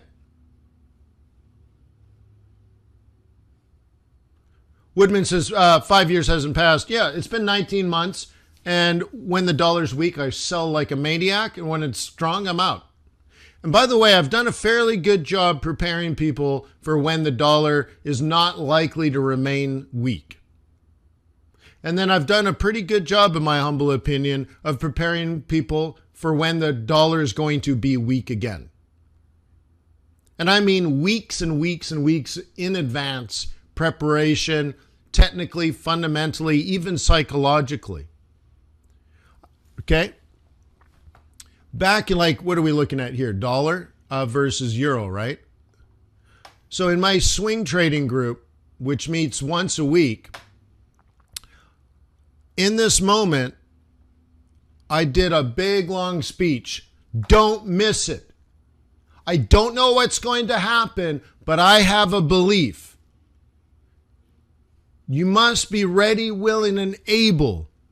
Dollar will be weak soon. It may be tomorrow, it might be next week, it might be 3 weeks, but you must be ready here. It is no longer training. This is the time for you to be the trader you've been training to be. You must be the trader. You are trained. You're ready. You must act. Don't miss it. How many people heard that speech? This is now a private meeting, and it's only up. I'm only thinking up. It was a plea. I was begging. Be prepared. This is it. The game on. You're in the game now. I practically hit people over the head with a 2x4. Yeah, Cisco, right? I flew out to New York City. Cisco and I are smoking cigars and, right? We're drinking old fashions. And I'm like, it's coming. I got to get back to Georgia. It's coming. I'm here in New York and I'm like, I got to get it back because the dollar's going to weaken. Like, I'm planning my trips around this, guys. So you can't walk in, you're like, what's going on, fellas? Okay. There's logic, there's reason. You either understand and you know, or you don't have a clue. For how long? Okay. I'm going to exit somewhere between the third week of November and the third week of December, probably December. Okay? Okay? But what I'm telling you is I am very clear. Now, do I put you in individual trades? No. You're a grown-up. Make a decision. You got 5,000 hours of technical analysis training. Pull the trigger. You got the crystal ball. Be ready. Be willing. Get up. Get up early. Be at your charts Sunday at 6 p.m. So my swing trading group, we're meeting Sunday at 6 p.m. to make trades. Most people are sleeping. Most people are having a barbecue. Most people are swimming in their swimming pools. We're not most people. We're going to set up trades worth 100 to 300 pips each. Okay? That's what we do. But look, if you don't understand how the market works, you're going to be so inconsistent that it'll be demoralizing. Why did you make money in May and lose money in July?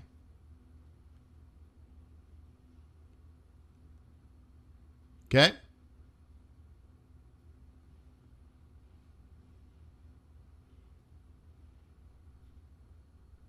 Okay? Right? That's the big question. Why did you make money in May and lose money in July? Because you don't understand the difference. And that's, I'm trying to teach you why. Yeah, you actually like this 6 better, huh? I might move it back. I might move it there permanently if you guys really like that.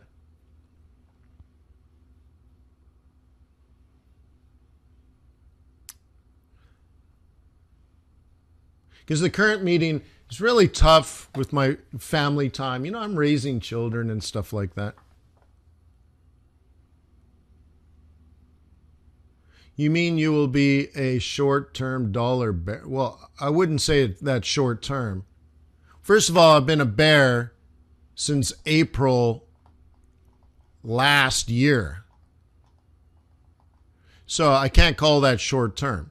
But the thing is, you have to know when the flow will weaken the dollar, and I'm going to be aggressive, but you should also know the times of the year in which the dollar is likely to be strong, and I need to throttle back my enthusiasm because I will lose money in markets like that. And I don't want to keep buying euro dollar as it's falling in July. Why would I do that? That would be dumb. Okay? So one of the things we spend a lot of time discussing is something called seasonality. Okay? What kind of idiot farmer shows up in autumn to plant seeds? Okay? What kind of idiot farmer shows up in the middle of summer to harvest? Like, dude, it's too early. Now look, the corn's head high. Well, don't cut the corn down. You still got 3-4 months of it producing, right? I mean, look, you need to know when to plant the seed. Okay? You have to know when to spray fertilizer and pesticides. And you need to know when to harvest. And you also need to know maybe when to furlough, when to not sell Swiss franc, and maybe when to sell, right? But ultimately, there's a year here. Somewhere between December, well, I guess we should do it this way. Somewhere between January and December, there's a year. Now, if you're on the other side of the planet, it might be different, but you know what I mean. There's a time to plant, there's a time to maintain, and then there's a time for harvest. Okay? Now, do you believe farmers can predict when to plant the seeds within a 3-month period?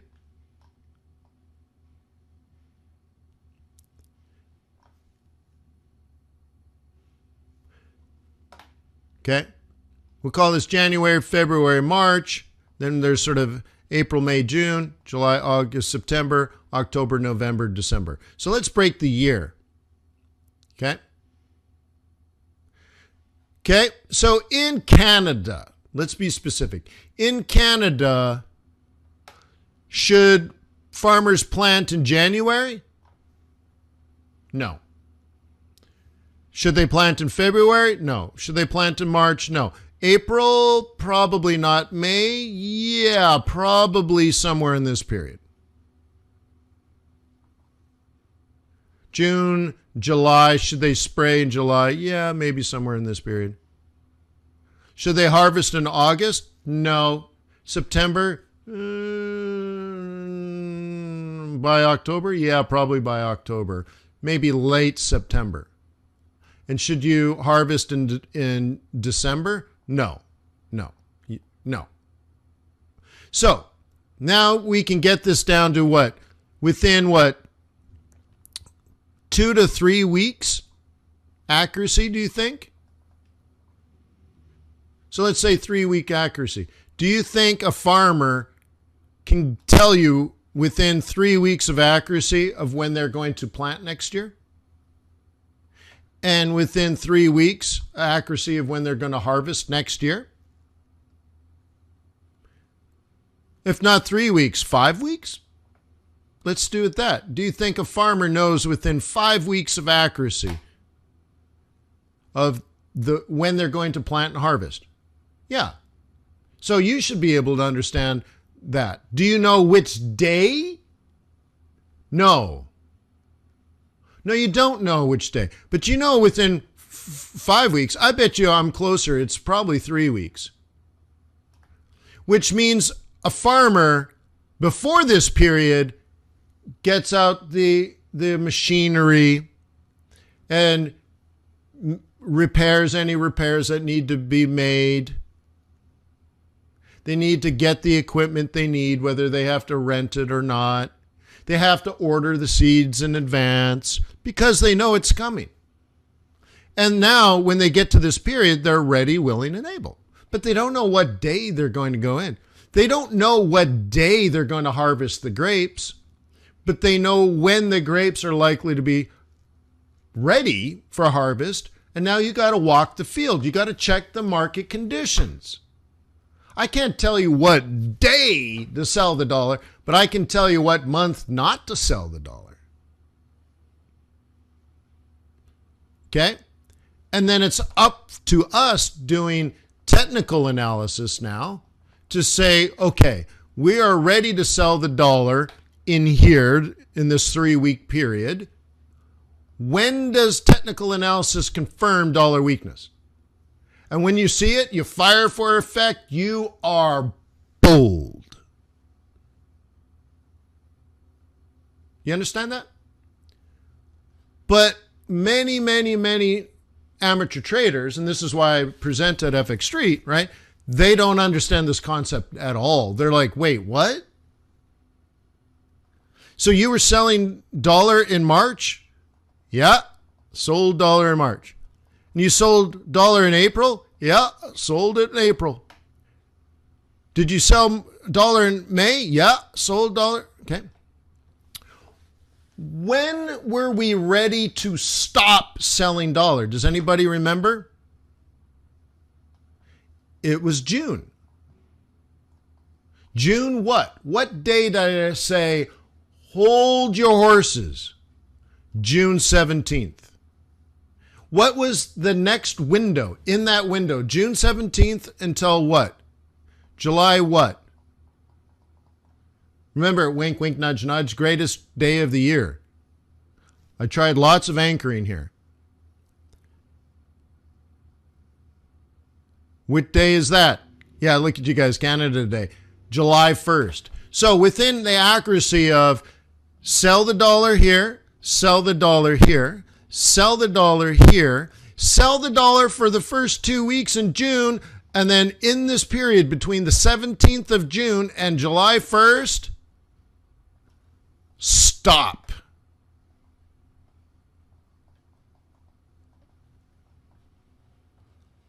And I'll tell you why. And of course, now I'm not going to tell you why today.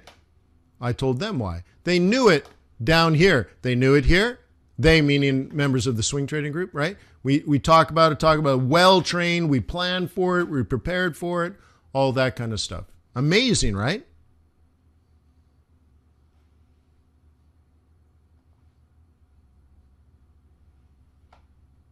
What happened the Friday?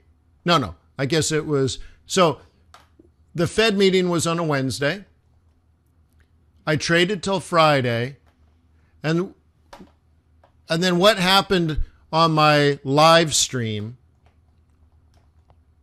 on Monday? You guys remember? The Fed meeting was on a Wednesday, so I traded Wednesday, traded Thursday, traded Friday, and then Monday,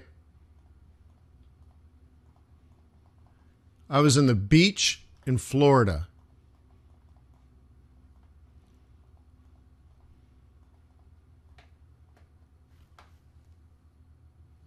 Boom! Drop the mic. I planned for it months in advance.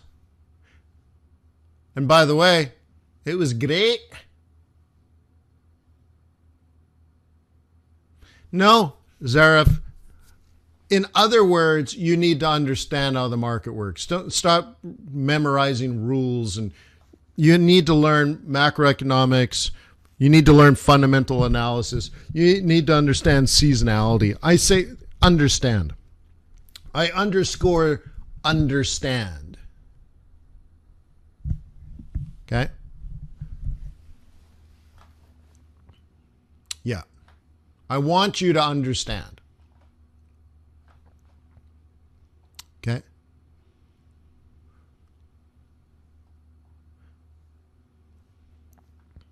Okay? And I question whether the 22-year-old live streaming on YouTube has a full comprehension. If I've been trading longer than they've been alive, do they really understand what's going on? Do they really know? Maybe they're brilliant. I don't know. But they may not have a full comprehension of global macroeconomics. But they get a lot of viewers. Okay.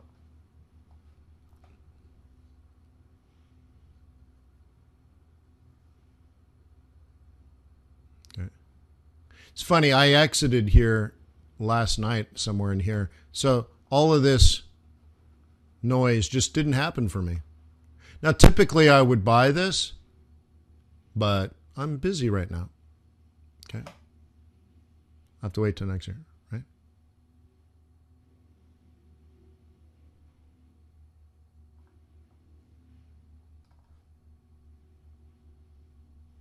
Yeah.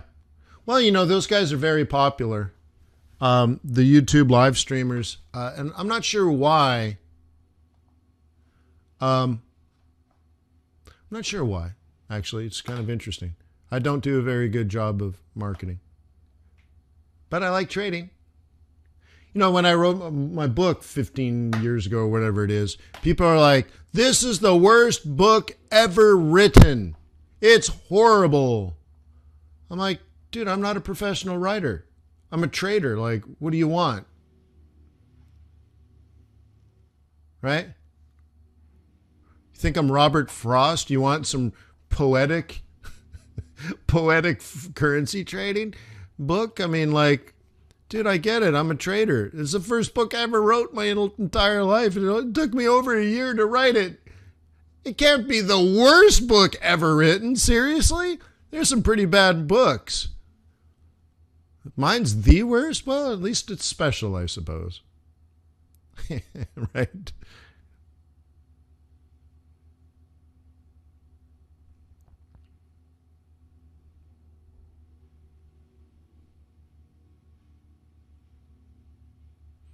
Zaref says, what? What are you saying? I'm not following that. What are you saying? Conditions change. What? So, in other words, you should. Oh, well, no. So, look. Okay, so let me go back. I'm asking you because are we going to witness inflation soon? Well, we already have inflation.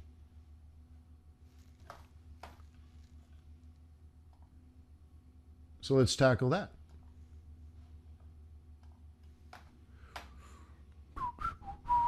Look, this is going up, not down. This is interesting. This shows dollar weakness. That's interesting. I'm happy by that because I'm a bear, as you guys know. All right, so Fred, let's go back to the Fred. There's inflation. Okay, not break evens. No. Let's do like nominal consumer price index.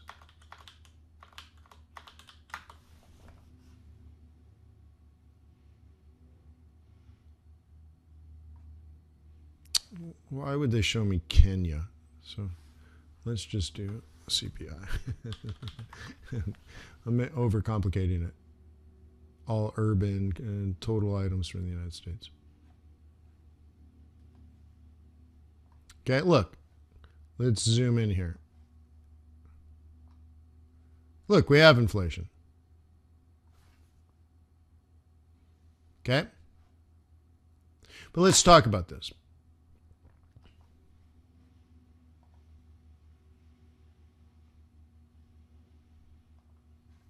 Okay.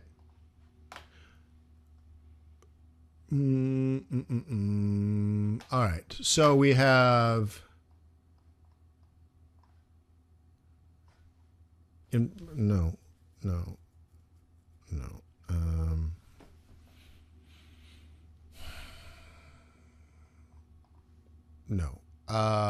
No, we're going to have to do this as price, I think. Let me think about this.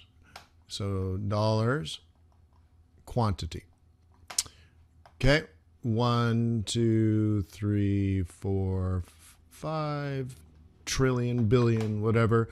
1, 2, 3, 4, 5 million units, whatever. All right. So typically what you have is something that looks like this.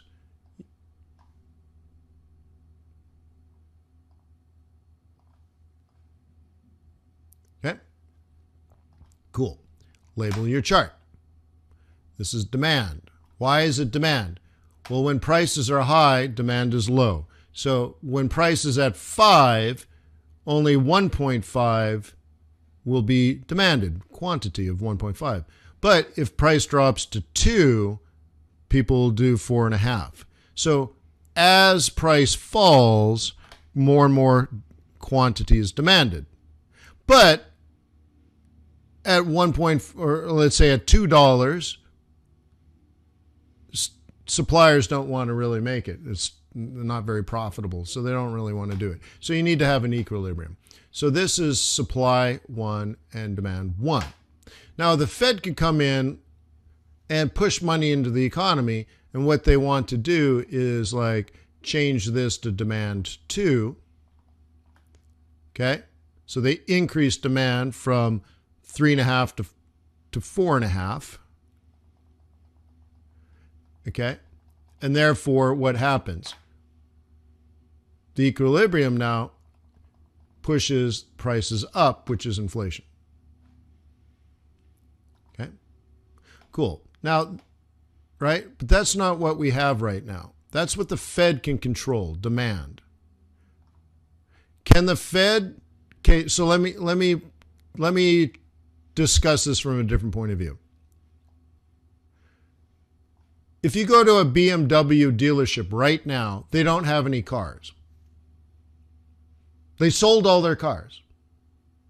They've sold the loaner cars, they sold all the new cars, and half the cars on the BMW lot aren't even BMWs and they're used, right? So they're trying to sell used stuff, right? So anyways, there's no cars. Now, here's the thing. Is it because no one wants to buy a car? Is it because people don't have jobs? Is it because people don't have money?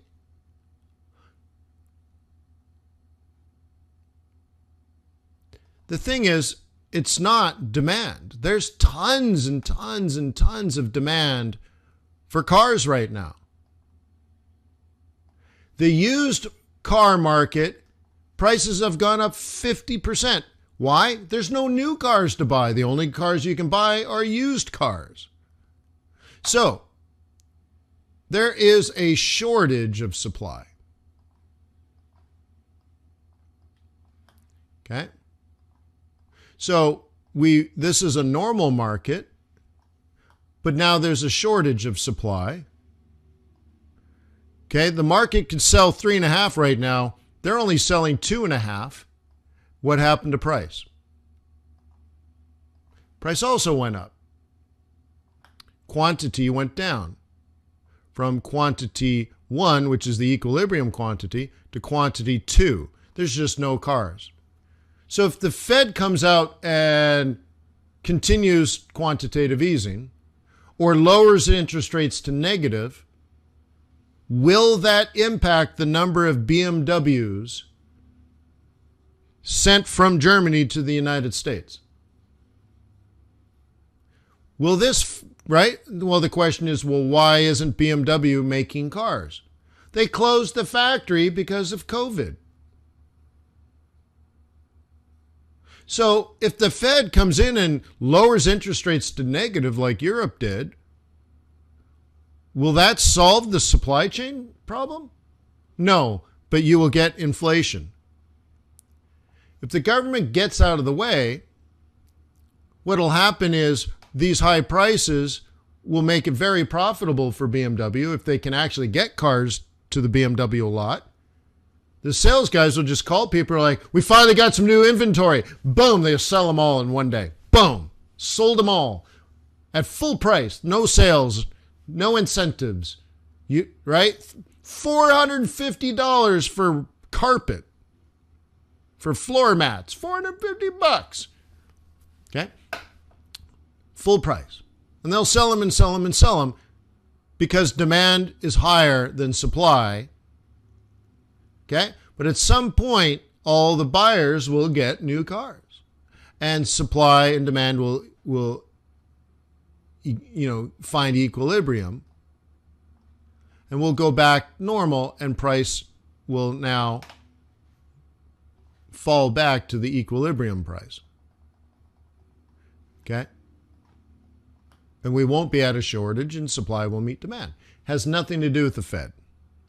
So we call that the fact that it'll self-correct. And by the way, that's the beautiful thing about capitalism, is it'll self-correct.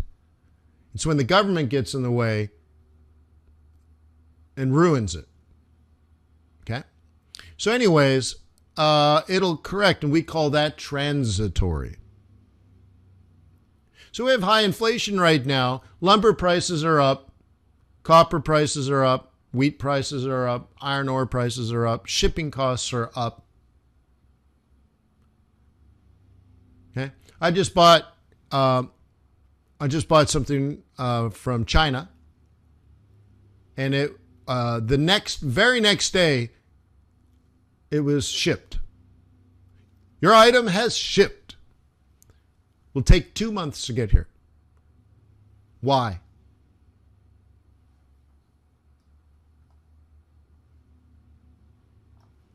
Let's do some other fundamental data. Let's do something new. Let's tackle this. Why?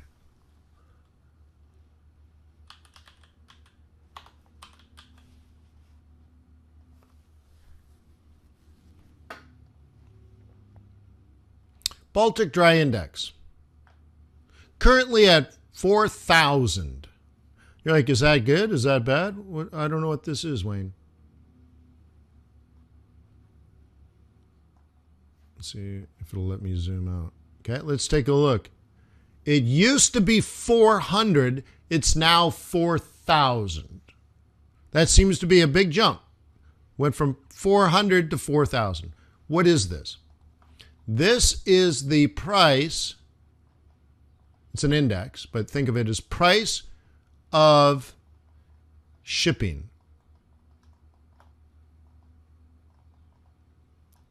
So there's either an increase in demand or a decrease in supply.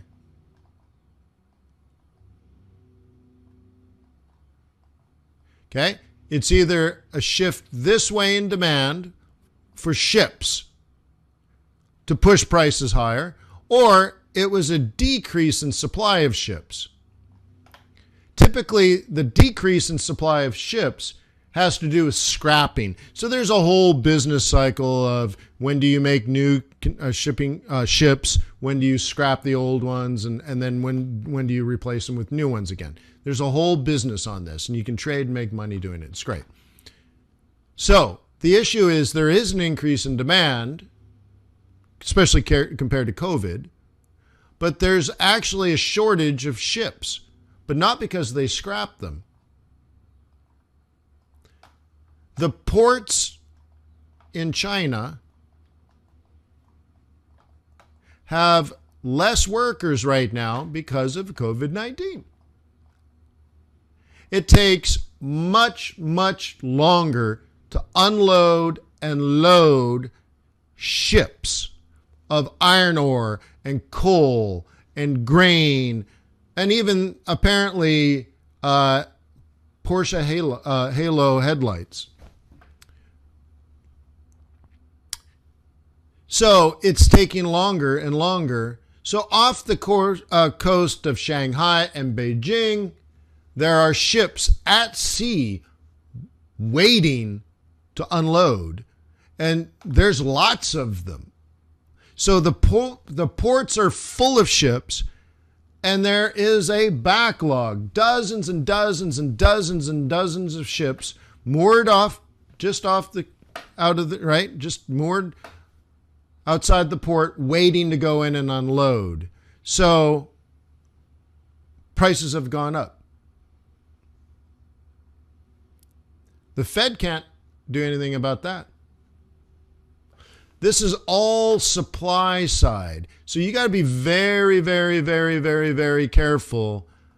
There's lots of people saying that the Fed must act now. And be very, very, very, very careful listening to these economists or these traders or the talking heads, whether you're watching on TV or reading it in a newspaper or maybe watching live streams.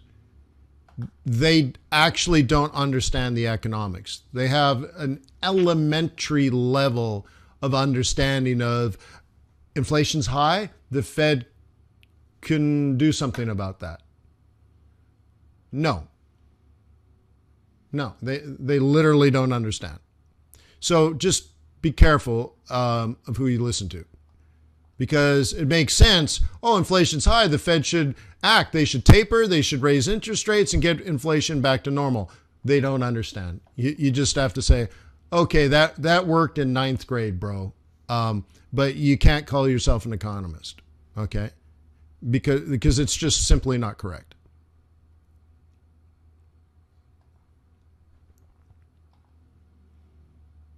Okay? Cool, right?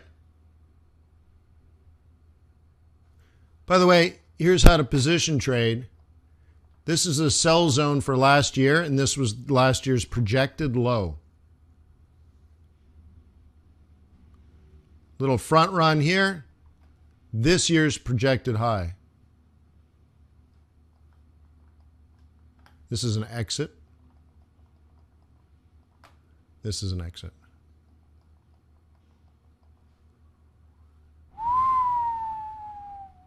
Food for thought. So you might be missing the big picture, my friend.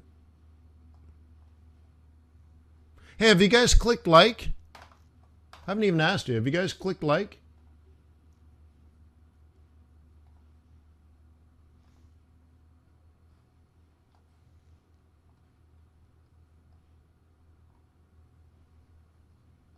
Come on, help FX Street out. Make sure you subscribe to FX Street. Make sure you click the like button. Come on now. Kick down, come clean. Don't be a holdout machine. Don't disappoint your mother. She raised you to be courteous and kind and polite.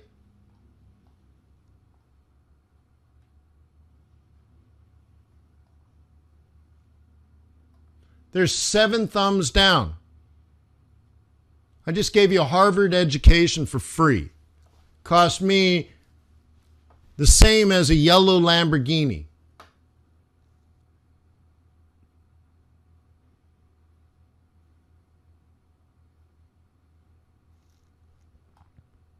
Eight thumbs down. 9 thumbs down.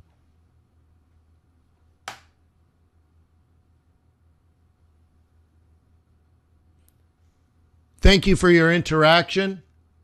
10 thumbs down.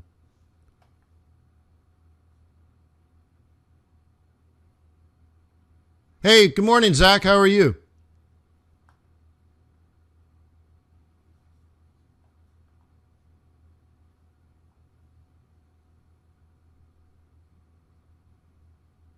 Yeah. What's going on, Zach?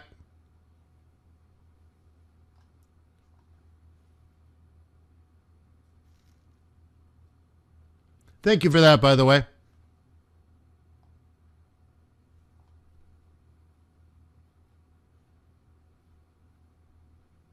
Cool. All right. So, yeah.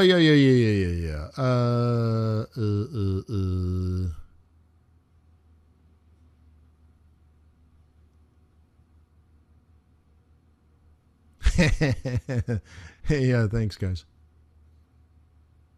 All right, cool. Hey, see you, Johnny. Yeah, see you on Sunday, huh? Johnny was another one. We were sitting there smoking our cigars and having our cocktails and shooting the breeze. An FX Bootcamper, I think it was 11 years since I hung out with this FX Bootcamper. Very loyal member of the community and all that kind of stuff.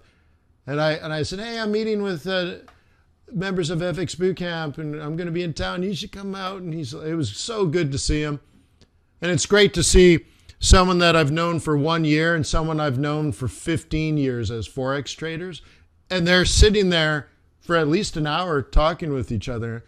And I'm like, this is good. Like, 2 people I respect and dearly are having this, great conversation.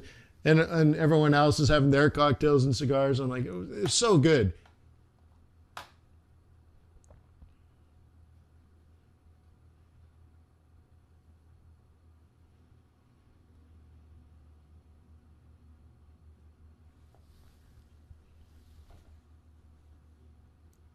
Cool.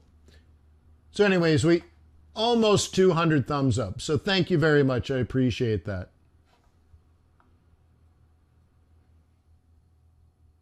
Okay. All right. So let's do around the world. Let me sip on a coffee here, and then we'll do around the world. I'll do dollar pairs, yen pairs, and all that kind of stuff.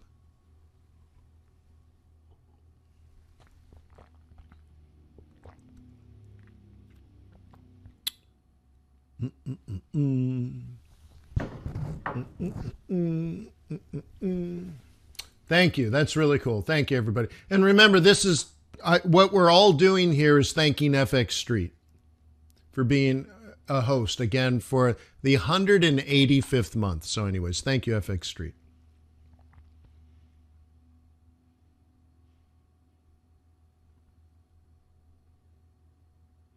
The coffee is not hot. No.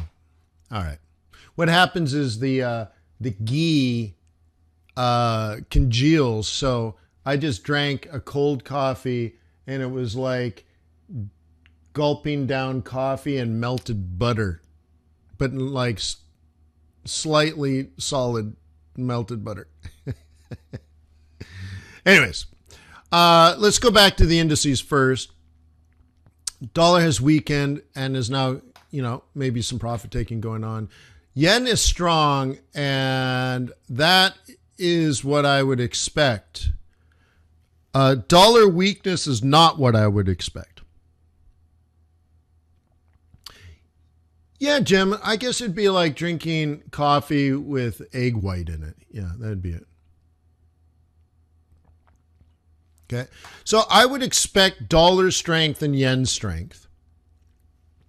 And that's one of the reasons why I'm not trading today. I'm going to be very interested in the next couple of weeks. I'm really concerned about the Fed meeting coming up. I think a lot of people have things wrong. And I gave an example the other day where I said, I'm a very safe driver. I'm a very courteous driver. I'm a very alert driver. I'm a risk-averse driver. Although I'm not a shy driver, I think I'm a strong driver. I always shoulder check without fail. I never take off at a green light, right? I always make sure there's no cross traffic or some guy flying through a red light. But I am worried about everybody else on the road. I'm worried about some idiot, some fast and furious knucklehead, some drunk a-hole is going to smash into my car and kill me, my wife, my children. So I drive like that, but I'm prepared and I'm courteous and I'm alert and I'm focused when I'm on the road. I like to think that I trade that way as well, where I am not worried about losing money. I'm not worried about making bad trades or mistakes. Yeah, I have losing trades, but they're not mistakes. Okay? But there are periods in time where I think many market participants are just simply wrong. They're positioned wrong. They're acting wrong. They're thinking wrong. But they have a lot of money, and it's not a question of being right or wrong as a trader. I can be right and lose money. I mean, I even said that when I think it was on Fox Business News, right? And I gave that speech about, hey, man, you can do everything right and still lose money. So it's not about being right or wrong, but I have to recognize in particular events in time where there could be mass hysteria, where the market goes completely inefficient, and I don't want to get run over. Okay? And so I have to sort of be prepared for that. But once traffic dies down, once I'm on the freeway and I'm at freeway speed, okay, good. Now I can put it on cruise control, right? And so the next couple of weeks, I got to be a little bit careful. And as we get closer to the Fed meeting now, I got to be worried about drunk drivers, right? Like, for example, New Year's Eve, I don't drive. I don't drive. Hey, we're going to drive to the party. Well, have fun at the party. Wait, you're not coming to the party? I'm like, no, I don't go out on the road. Why not? I might die. And I like me. I can't afford my death. So I'm going to stay home. Yes, thank you. I am waiting for ISM. It's not 4 minutes. Okay. Okay. So anyways, so that's how, right? That's sort of my thought process. Okay. So right now, I actually, based on what occurred today in non-farm payrolls, I actually expect dollar strength and I actually expect dollar weakness. So that's what I expect. Now, the dollar can weakened and let's say stays weak from here. I don't think that'll happen. But if it does, I'm going to try to trade it. But I'm going to say, but I kind of feel like the market's wrong. Okay. But if the dollar's strong, I'll say, yeah, that's what I thought, and I'll back off.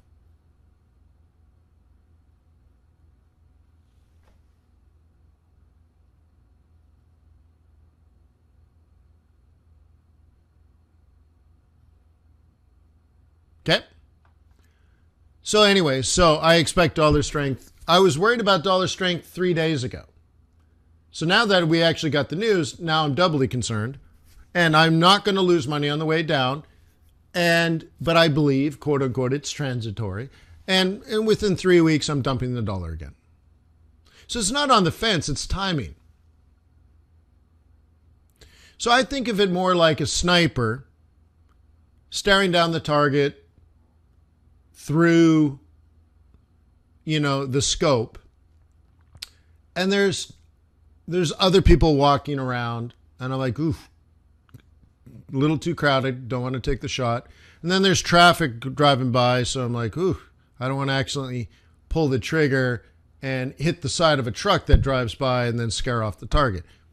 And then all of a sudden I'm like, ooh, man, it's really windy. I got to account for the wind and it's really gusty. And all of a sudden like, oof, just it's not quite right, the conditions. Okay. You see?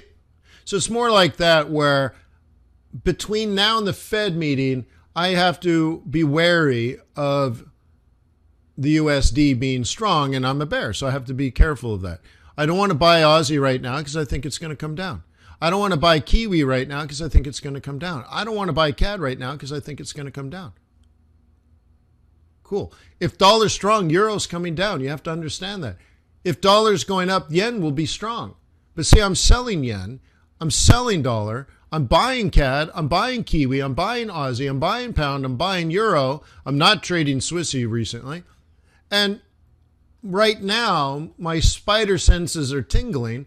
We're based on the Fed meeting and front running the bonds. And like I said, bond yields should come down, bond prices should go up, dollars should strengthen, all this kind of stuff. So I'm worried if this goes up and this goes up, this will go down, this will go down, this will go down, this will go down, this will go down. I don't know about that one. But guess what? That's the exact opposite of what I've been doing for the last 3 weeks. So I'm going to take a break. And 3 weeks later, I probably will be buying, probably will be buying, I probably will be buying, probably will be buying, probably will be buying, probably will be selling, and probably will be selling. You see? So now I have this hypothesis.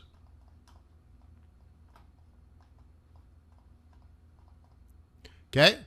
Now, I must use scientific methodology to confirm or deny my hypotheses. That's called technical analysis. So, as we approach the Fed meeting or after the Fed meeting, if dollar does this, sell. And if it does this, out. Hopefully at break even, maybe a small loss. But I'm not going to have a bloodbath. You have to understand that. I'm not going to have a bloodbath.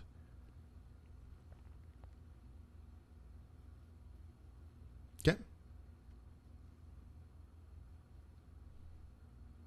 Not going to have a bloodbath.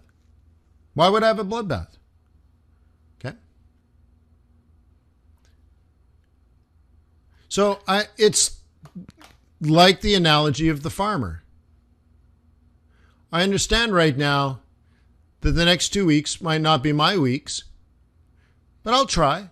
I got to be there. I got to walk the field. I got to taste the grape off the vine. I got to bend down and grab the soil between my hands, smell it, let it blow off into the breeze. I'm like, ooh, it's dry. That's a sign. Typically, it's this dry. Okay?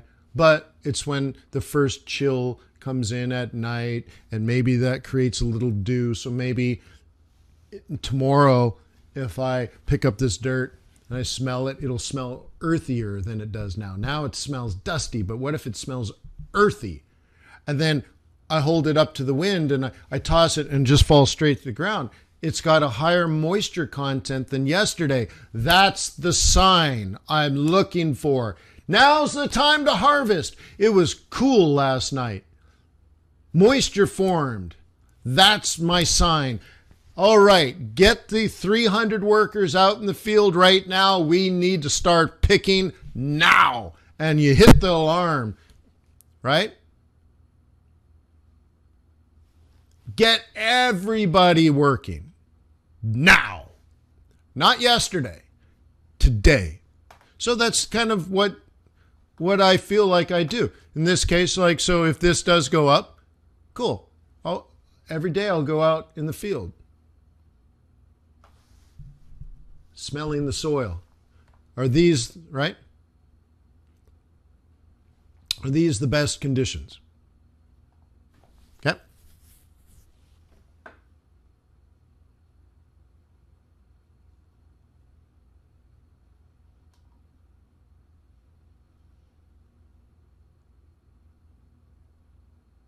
Okay. What do you mean, what's your best trade? All right.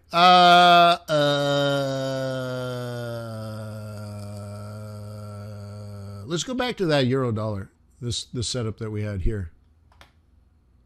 Okay. Interesting, right? So let's go back to this setup.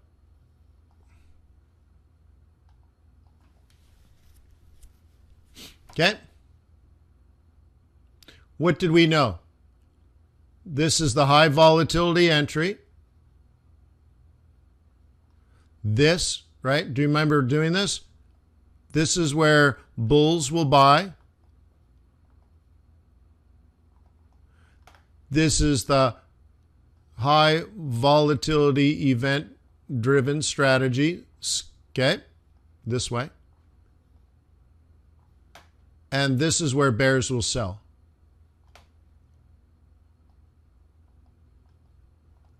That's all I did before the news.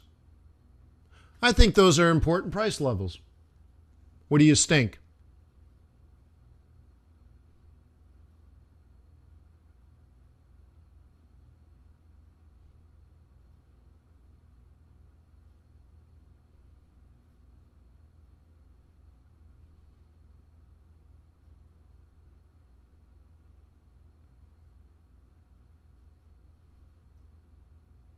Okay.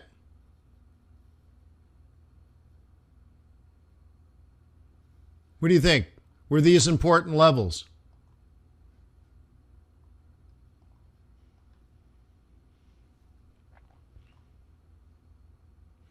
Okay. The only scalp is a buy at approximately 188.30. The only sell is selling in this zone here, right around 19.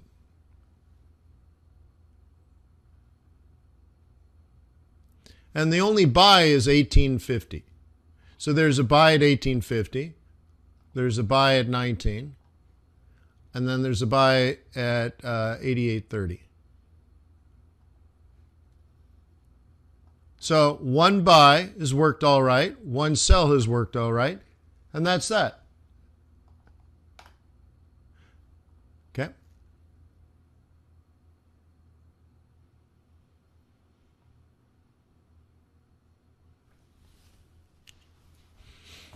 Okay.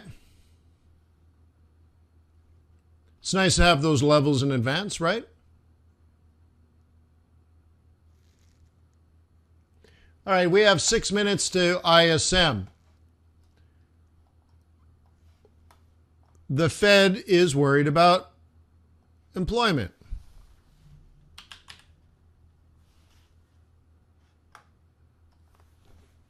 Okay.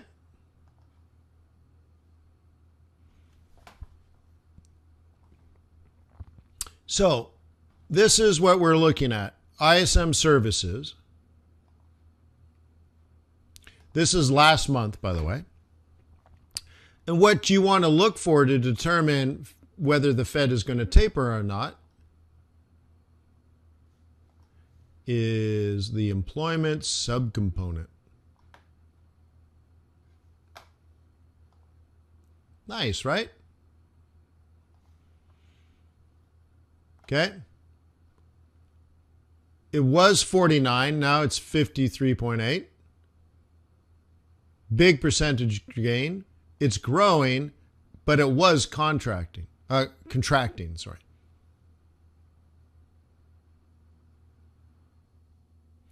There are Vietnam and Indonesia, they're reporting like 48. Anything above 50 is expansion. So here we are. The headline, out of Indonesia and Vietnam, we're actually like 48, which is contracting. That's bad. Services PMI in the United States right now is 64, but what we're really interested in right now as far as Fed policy is the employment subcomponent. You might want to look at inventories. Are they low? This looks like they're low. And there's a backlog of orders, so they have sales. Inventories are low. And as soon as they get new inventory, it's already sold, much of it. Prices are rising and rising faster. So we got a little bit of inflation, but look, inventories are low and there's a huge backlog. That's a supply issue. It's transitory. Wait, is the Fed looking at this? You're like, oh my gosh. That's the whole story I read about in the newspaper, and I hear the talking heads, and this is what Jay Powell's doing in the press conferences.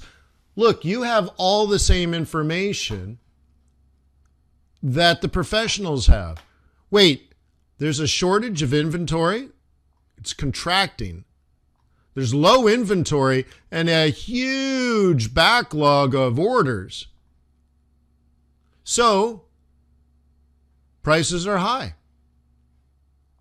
Well, once we fix this is a supply chain issue. Not a problem. Okay?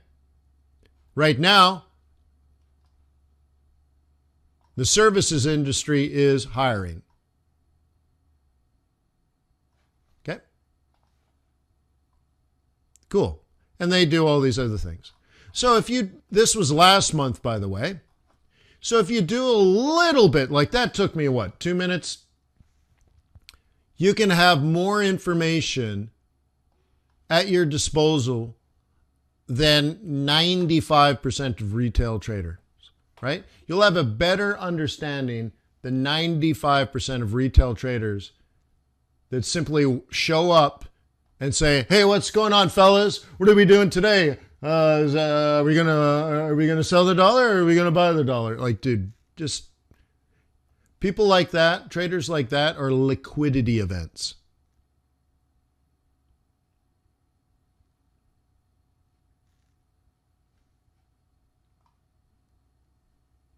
Okay.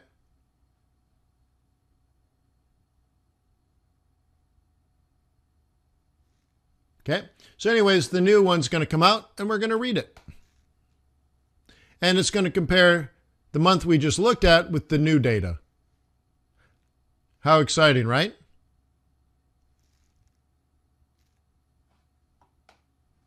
So anyways, thank you for being here this whole time.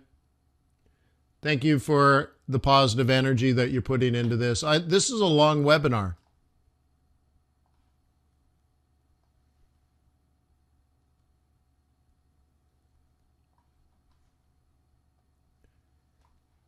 Do you guys typically get 3-hour webinars?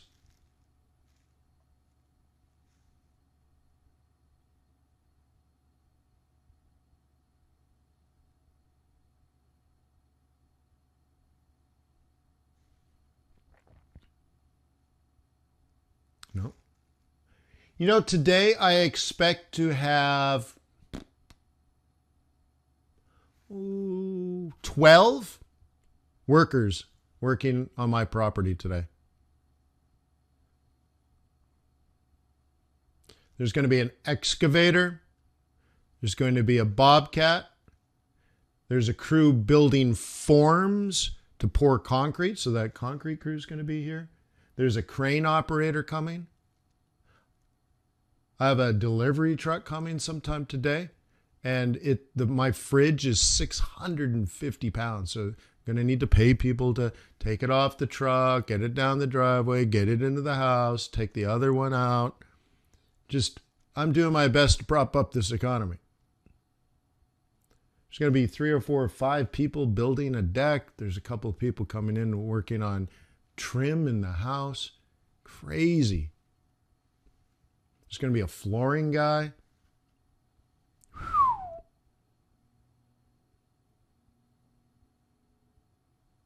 Thank God for Forex.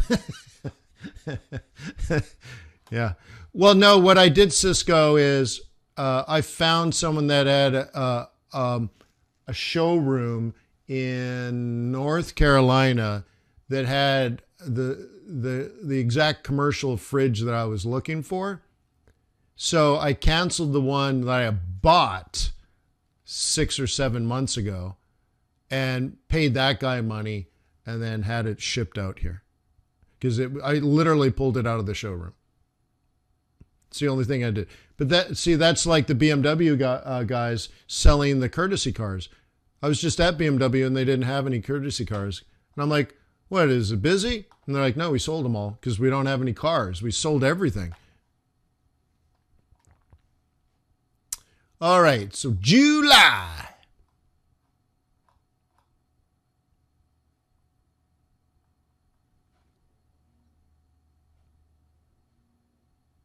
Wait, is this the right one yet?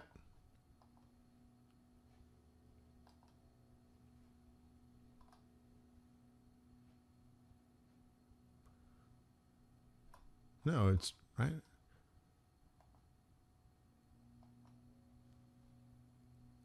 We out yet? It should be August, right?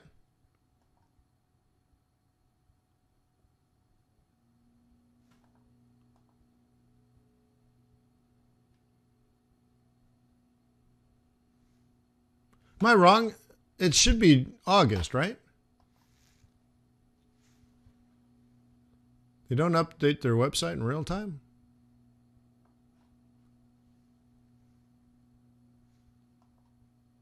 There it is. All right. Wow. Took them over a minute. Come on, guys. All right. Let's just get to the dirt. Inventories, even less. Okay. Supply chain. Shields up. Red alert. This is a problem and it's getting worse. This is one of the things I love about the ISM. They tell you, is it slower? Is it faster? Love it. Inventories, even less inventory. Supply chain is a problem. Growing backlog. Well, I guess actually in this case, negative backlog. So negative backlog is good, but still huge backlog. New orders. Ooh, that's interesting. Oh, export orders. That's orders from foreigners. New orders. All right, about the same. Headline was 64, now 61. That's a big drop, actually. So that's a bit concerning. Another reason for the Fed not to taper, another reason for the dollar to be strong. Business activity is down. Headline number is down. New orders are about the same. Employment, actually a slight contraction, not a big deal, but still not up. But inventories are getting worse.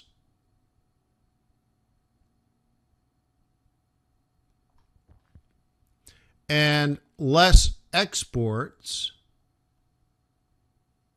Okay, interesting. So that should be dollar weakness. And less imports. Well, so here's the interesting thing. When you import something from another country, you're exporting your US dollar. Okay, but this is backward looking. I think next month will be different. So interesting. So anyways, I want you to compare July with August and not just look at headline numbers. This is disappointing. That's true. Okay, new orders are coming in. This wasn't as good as we would like. Okay, all this says there's no reason for the Fed to taper. It doesn't say like, oh my God, the Fed has to taper in September. Oh my gosh, they're way behind. They need to act immediately. Like, nope. And it's not my opinion. It's like, that's how the Fed would interpret it. There's no reason to pull the plug.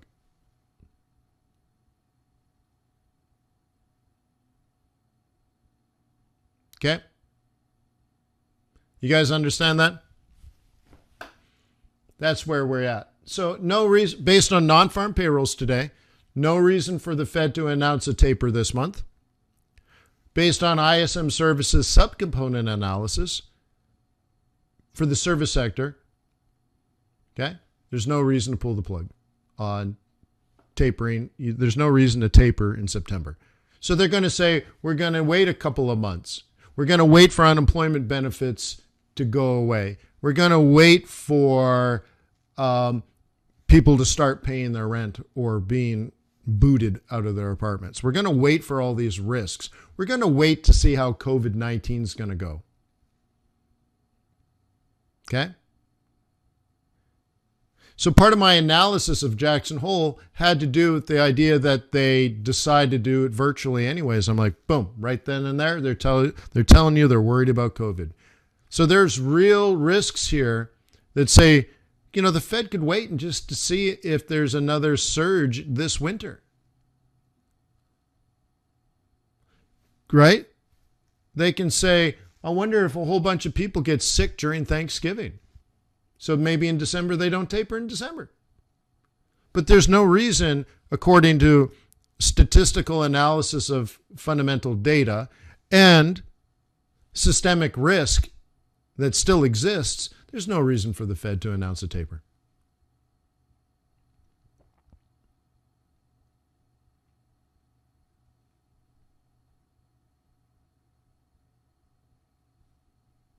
Okay? Cool. So that's nice. Ruben says, with all this wealth of information, I can't believe it's free. Well, I like to think that it didn't cost you money, but you are obligated to visit tradersway.com and open up a demo account. By the way, in the back office, there's a little button that says attend Wayne's webinars or something like that. And I meet every day for 1.5 to 2 hours every single day. So if you'd like this every single day for no money, well, all you have to do is visit tradersway.com and open up a demo account. That's it. If you want to learn things like how to manage the balance sheet at the Federal Reserve Bank, that's part of the fundamentals course at FX Bootcamp. There's also day trading course, the swing trading course, that MT4 trading course, price action course. I mean, there's tons of stuff. In my opinion, You need to know things like seasonality, things like, I like pivot points a lot. You need to know price action. If you don't know how to trade with price action, again, just a hopeless, hopeless night for your trading. So all of that is available at fxbootcamp.com. You know what? If you type in coupon code COVID-19, it'll cost you $382. $382. Used to be thousands of dollars. So, I don't know. It's practically 80% off right now. And it has been for 2 years. Or whenever COVID hit. That's it. I mean, dude, come on. If you like this information, pay the money. fxbootcamp.com. Get on the clue train.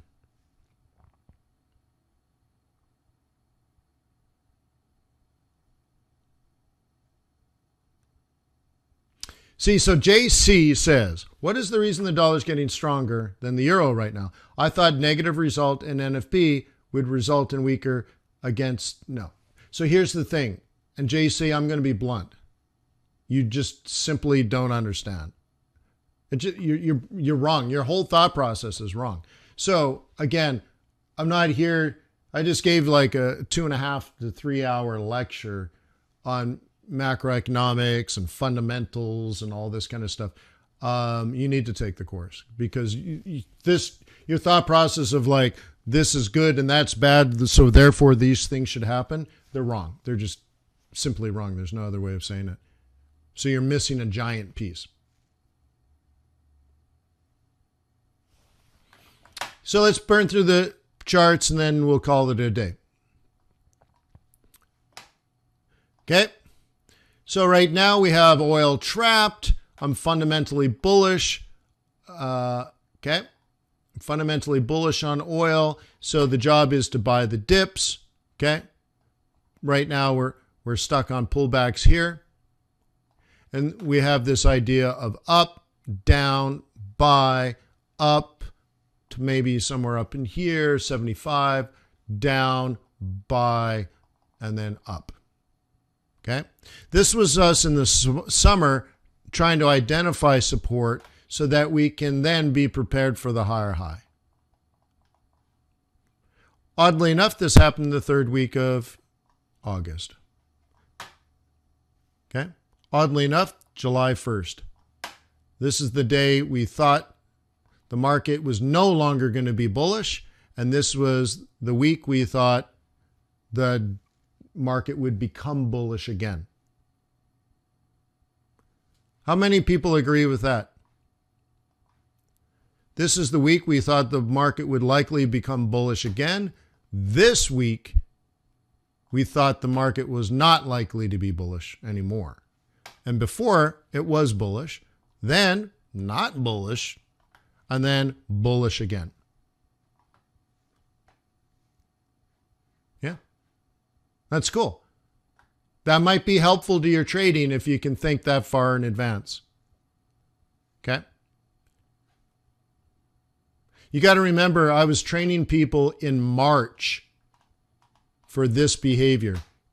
If you're a bull, you're out by July 1st, and you need to get back in here. And I said, you don't even need to trade in here. Okay? So you can do whatever you want. You can just skip this. You can just skip this. Don't even worry about it. Go on vacation. Go spend time with your family. Don't worry about it. But come back this particular week and be a bull again. That's pretty specific. How would you like to know that?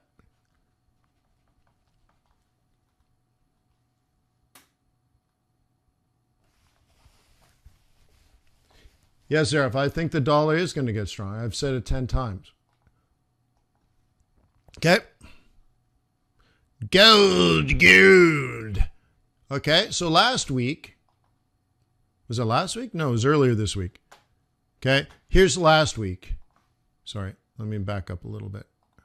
Okay, last week, we set this up. We had it trapped. It's a little thick, so let me redo this. Okay. And then it made the higher high. So we had plan A here, buy this up, or plan B, buy this up. So you might have bought plan A and it failed and you took a small loss. Huh. Well, that's terrible. Oh my goodness, you lost on a trade, right? Then you hit plan B, boom, that one worked. Great. Great. So that was last week. So plan B worked. And then this week, since we had a higher high, I said, hey, let's look left, drag it across, do a Fibonacci study, confirm that, and throw down the psych level. I said there was 3 or 4 or 5 reasons why that's going to be plan A. Okay? Roll reversal, psych level, fib level, and wait for it, buy zone. That's why it's green. Just like this is green, that's where I'm going to buy it next week. Shh. So, guess what happened this week? It went up off of plan A. Really? So, what are we going to do next week? Well, this area is an area of interest for me based on market analysis, based on price analysis. This area is going to be interesting for me. And then eyeballing it, if we do yet another color, eyeballing it, if this is our top and this is our bottom, this is going to be about a 50%, this is going to be about a 382, and this is going to be about a 618. So maybe, just maybe, if I have the strength to get out of bed and do what needs to get done, then maybe, just maybe next week, this is a buy.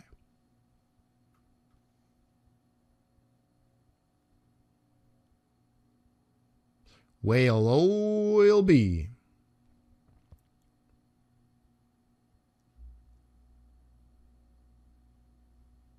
Yeah, Kenny says, by the way, I've been telling you the seasonality for years. Imagine this, guys. I've been doing this one webinar for 15 and a half years, telling you guys the same thing. How to set up your trades in advance, how to incorporate and align technical and fundamental analysis, how to use things like moving averages, pivot points, oscillators, price action, how to use multiple time frames, chaos theory, fractal geometry, scalping the news, spot trading, swing trading, position trading, over and over and over and over and over and over and over and over and over and over and over and over and over again. Cool, right? And might I add to that, almost never a day off, even on my daily live streams. Almost never. Almost no break. Because I can't turn my back on the market. So when I go on vacation, you guys come with me. So like I said, when I went on vacation in July, I logged in from Florida. I'm like, hey, everybody, I'm on the beach in Florida. Let's do some trading. And then a week later, hey, everybody, I went from the southern border in the United States to the northern border of the United States. Look at me. I'm in Wisconsin. I'm in the woods. I'm in the forest in Wisconsin. And I rented a hotel with Wi-Fi simply so I can do my live stream with you guys. And then I go back to the cabin. Go on the lake, get on the jet skis, get on the boat, lay on the beach. Okay? I've taken you with me to South Africa, to the United Kingdom, to Hong Kong, to Canada, to, I don't know, hurricanes, tornadoes, earthquakes. Okay? Cool, right? before my first child was born, we got a tour of the hospital with a whole bunch of other couples with, giant pregnant women. And we go through and they're like, this is what's going to happen. And then this is where the nurses are. And these are the different people and their roles. And you're going to be visited by someone that does this and by someone. And now let's all walk over here. Let's look at the room. Okay. And if a C-section is needed, let's go over, look at that, and it'll be fine. And, Dad, you're going to have to wear this stuff. And you can be in here, but you can't go there. We're all getting the tour. And that was really good. And then they're like, hey, does anybody have any questions? And I raised my hand. I'm like, do you guys have Wi-Fi so I can trade? I can sit here with my laptop and trade? And this is back when and they were abhorred by that question. I took you into the birthing room with me. And by the way, that was a very important time for me.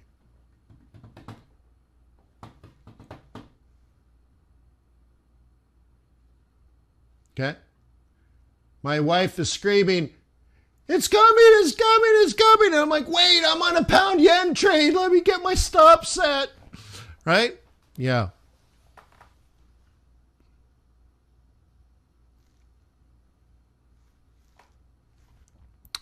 Cool. So anyways, this is what the Wayne do. I'm going to try to grab that. Now, the most aggressive traders are going to take this shot. Just so you know, they're buying the dip, bro. What do bulls do? Buy dips. They're going to get one more trade in. Okay.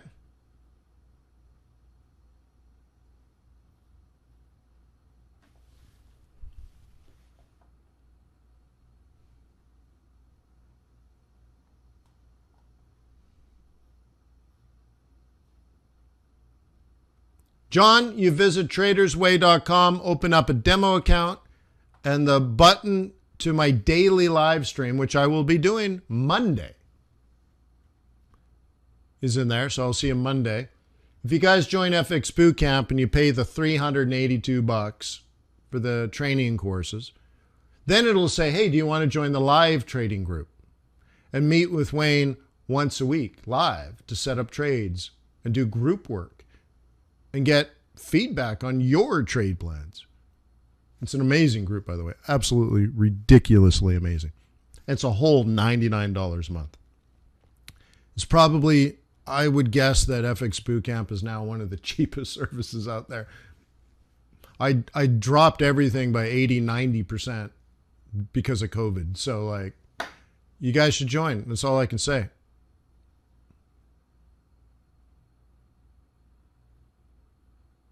Okay. I probably won't stream Monday, but I'm streaming Sunday. Okay. Because something might happen in that period of time, but I'm not interested in day trading Monday. But on Sunday, the swing trading group is meeting to set up swing trades. Okay.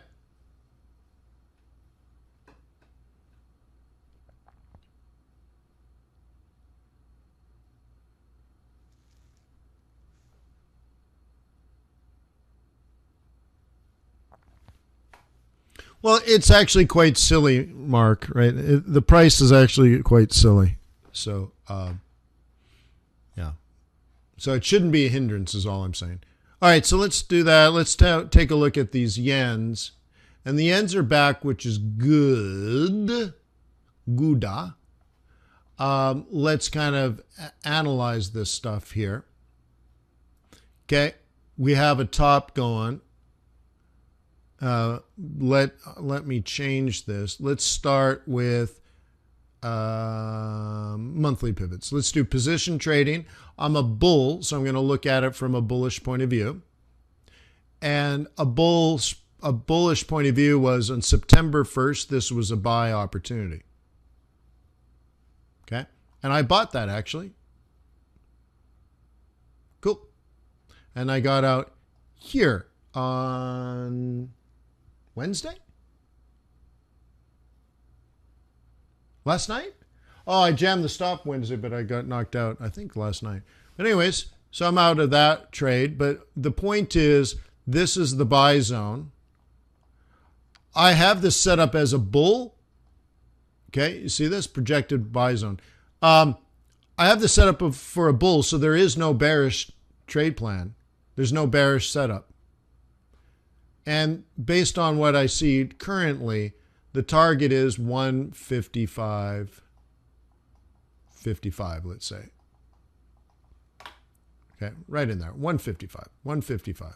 So the trade plan for September is buy it at 151, going for 155. But that's the monthly. You can see we obviously have a challenge here at 153. And now I'm taking profit at 152. So, not a lot of money yet. But that's the idea. In general, we can go as high as 155.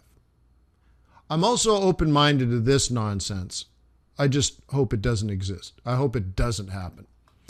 But it's something that I have to account for now. So anyways, so we'll do that. So let's mark this as a monthly target.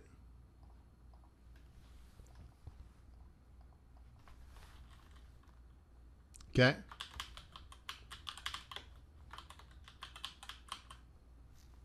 Okay. Great. So now let's change the setup here and go from a bullish mode monthly to weekly swing trading. Okay. And let me zoom in a little bit. Okay. And what this says, and by the way, I knew this yesterday. So you have to have good tools, guys. We knew to be a buyer down here around 151.72.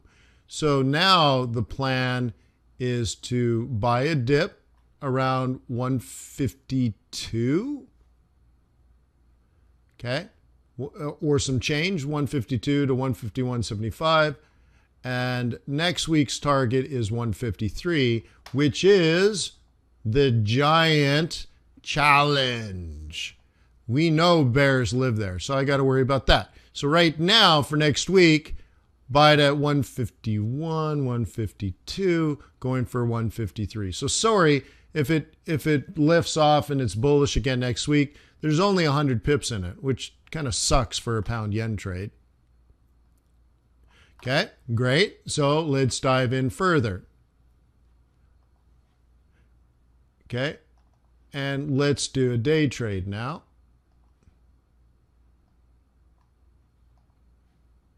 And drop into a smaller time frame like a 15-minute chart. And this is Monday's buy zone. Okay. And we already have it. So going back into history, okay, check it out. I bought it here, I bought it here, I bought it here, and I took profit up here because of non-farm payrolls. And now what? You should be buying it here. Today, you had a couple of chances, 3 chances in fact. Or on Monday, you might be able to buy something like this. And by the way, if you're down here, you should be out. So that's why they invented stop losses. Did you guys like that? We went from monthly to weekly to daily, and it's all about next week. Your trade here today is based on Monday's setup. Not today, not yesterday. This is not hindsight. I'm talking today's bullish entry for pound yen is based on Monday's pivot point. I have future looking. I have leading indicators. I have price action. That's leading indicator. I have pivot points. That's a leading indicator. Okay? I have fundamentals. That's a leading indicator. I have seasonality. That's a leading indicator. I'm all about the future, baby. Okay? Technical analysis is past. See, when we were here, I wanted to buy it here. Okay? When we're up here, I want to buy it down here. What I can't do is predict the future. But my tool said here, buy it here, exit. Buy it here, exit. Check it out. Look at the accuracy. Buy it here, exit at 152.28. Shut up. Hey, buy it here and exit here. 151.84.5. Shut up. So Monday, I don't know the future, but I'm still a bull. I'm nervous about it, but I'm still a bull. And it says, well, maybe somewhere around 152, if you can catch it, you're going to take it there on Monday. This is Monday, guys. Monday. Now it's a holiday and all that kind of stuff. I got you. But still, that's what the technical analysis says. Now, your leading indicator might say, wait, Monday is a holiday in the United States. Monday, sorry, not money. Monday is a holiday. U.S. banks will be closed.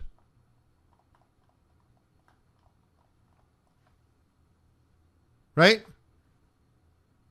It's Union Day, guys. It's a union holiday. So you're like, oh, well, maybe even though my technical indicator says, well, based on what happened on Friday, maybe I want to buy it Monday. But then you're like, wait. I don't care what my technical indicator tells me because I don't think anyone's going to be trading. I think that might be risky. Then look, you're thinking ahead. And that's better fundamental analysis than just watching some one-off non-farm payrolls. Most people don't understand anything. They say, wow, 230, that's bad. And then they say, sell the dollar. Oh my God. Not even on the right train. No clue train. No, if that's how you think and that's how you trade, you don't understand. And I'm not trying to belittle you. I'm trying to make a point because I only had 3 hours with you today. And I hope I made the point. You can learn why the market behaves the way it does. And you can have a reasonable certainty of when the money will flow one way or the other. The same as a farmer doesn't know which day specifically next year they'll plant. And they don't know specifically which day they'll harvest. They don't know if there's going to be a hurricane. They don't know if there's going to be a flood or a drought. They don't know anything about the tornadoes.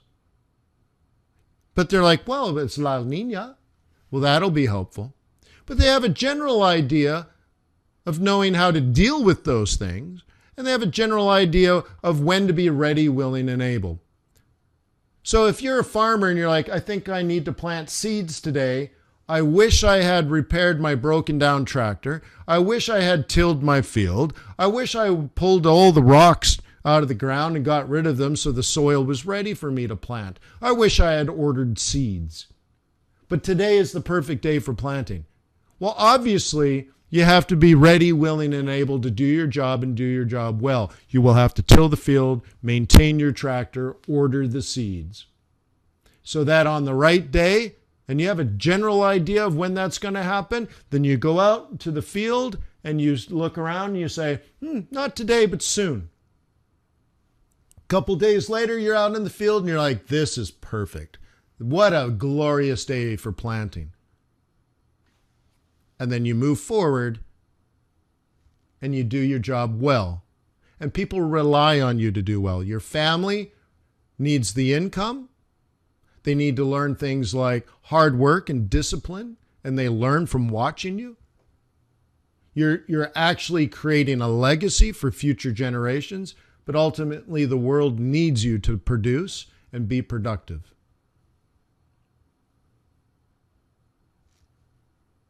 There's no such thing as just a farmer. So you need to step up as a currency trader. The world needs a hero. The world wants a hero. It might as well be you. You can take care of your friends, your family, your loved ones, financially, spiritually, intellectually. So I hope you have a wonderful weekend, and I hope you appreciated the last 3 hours. Thank you to FX Street for being FX Street.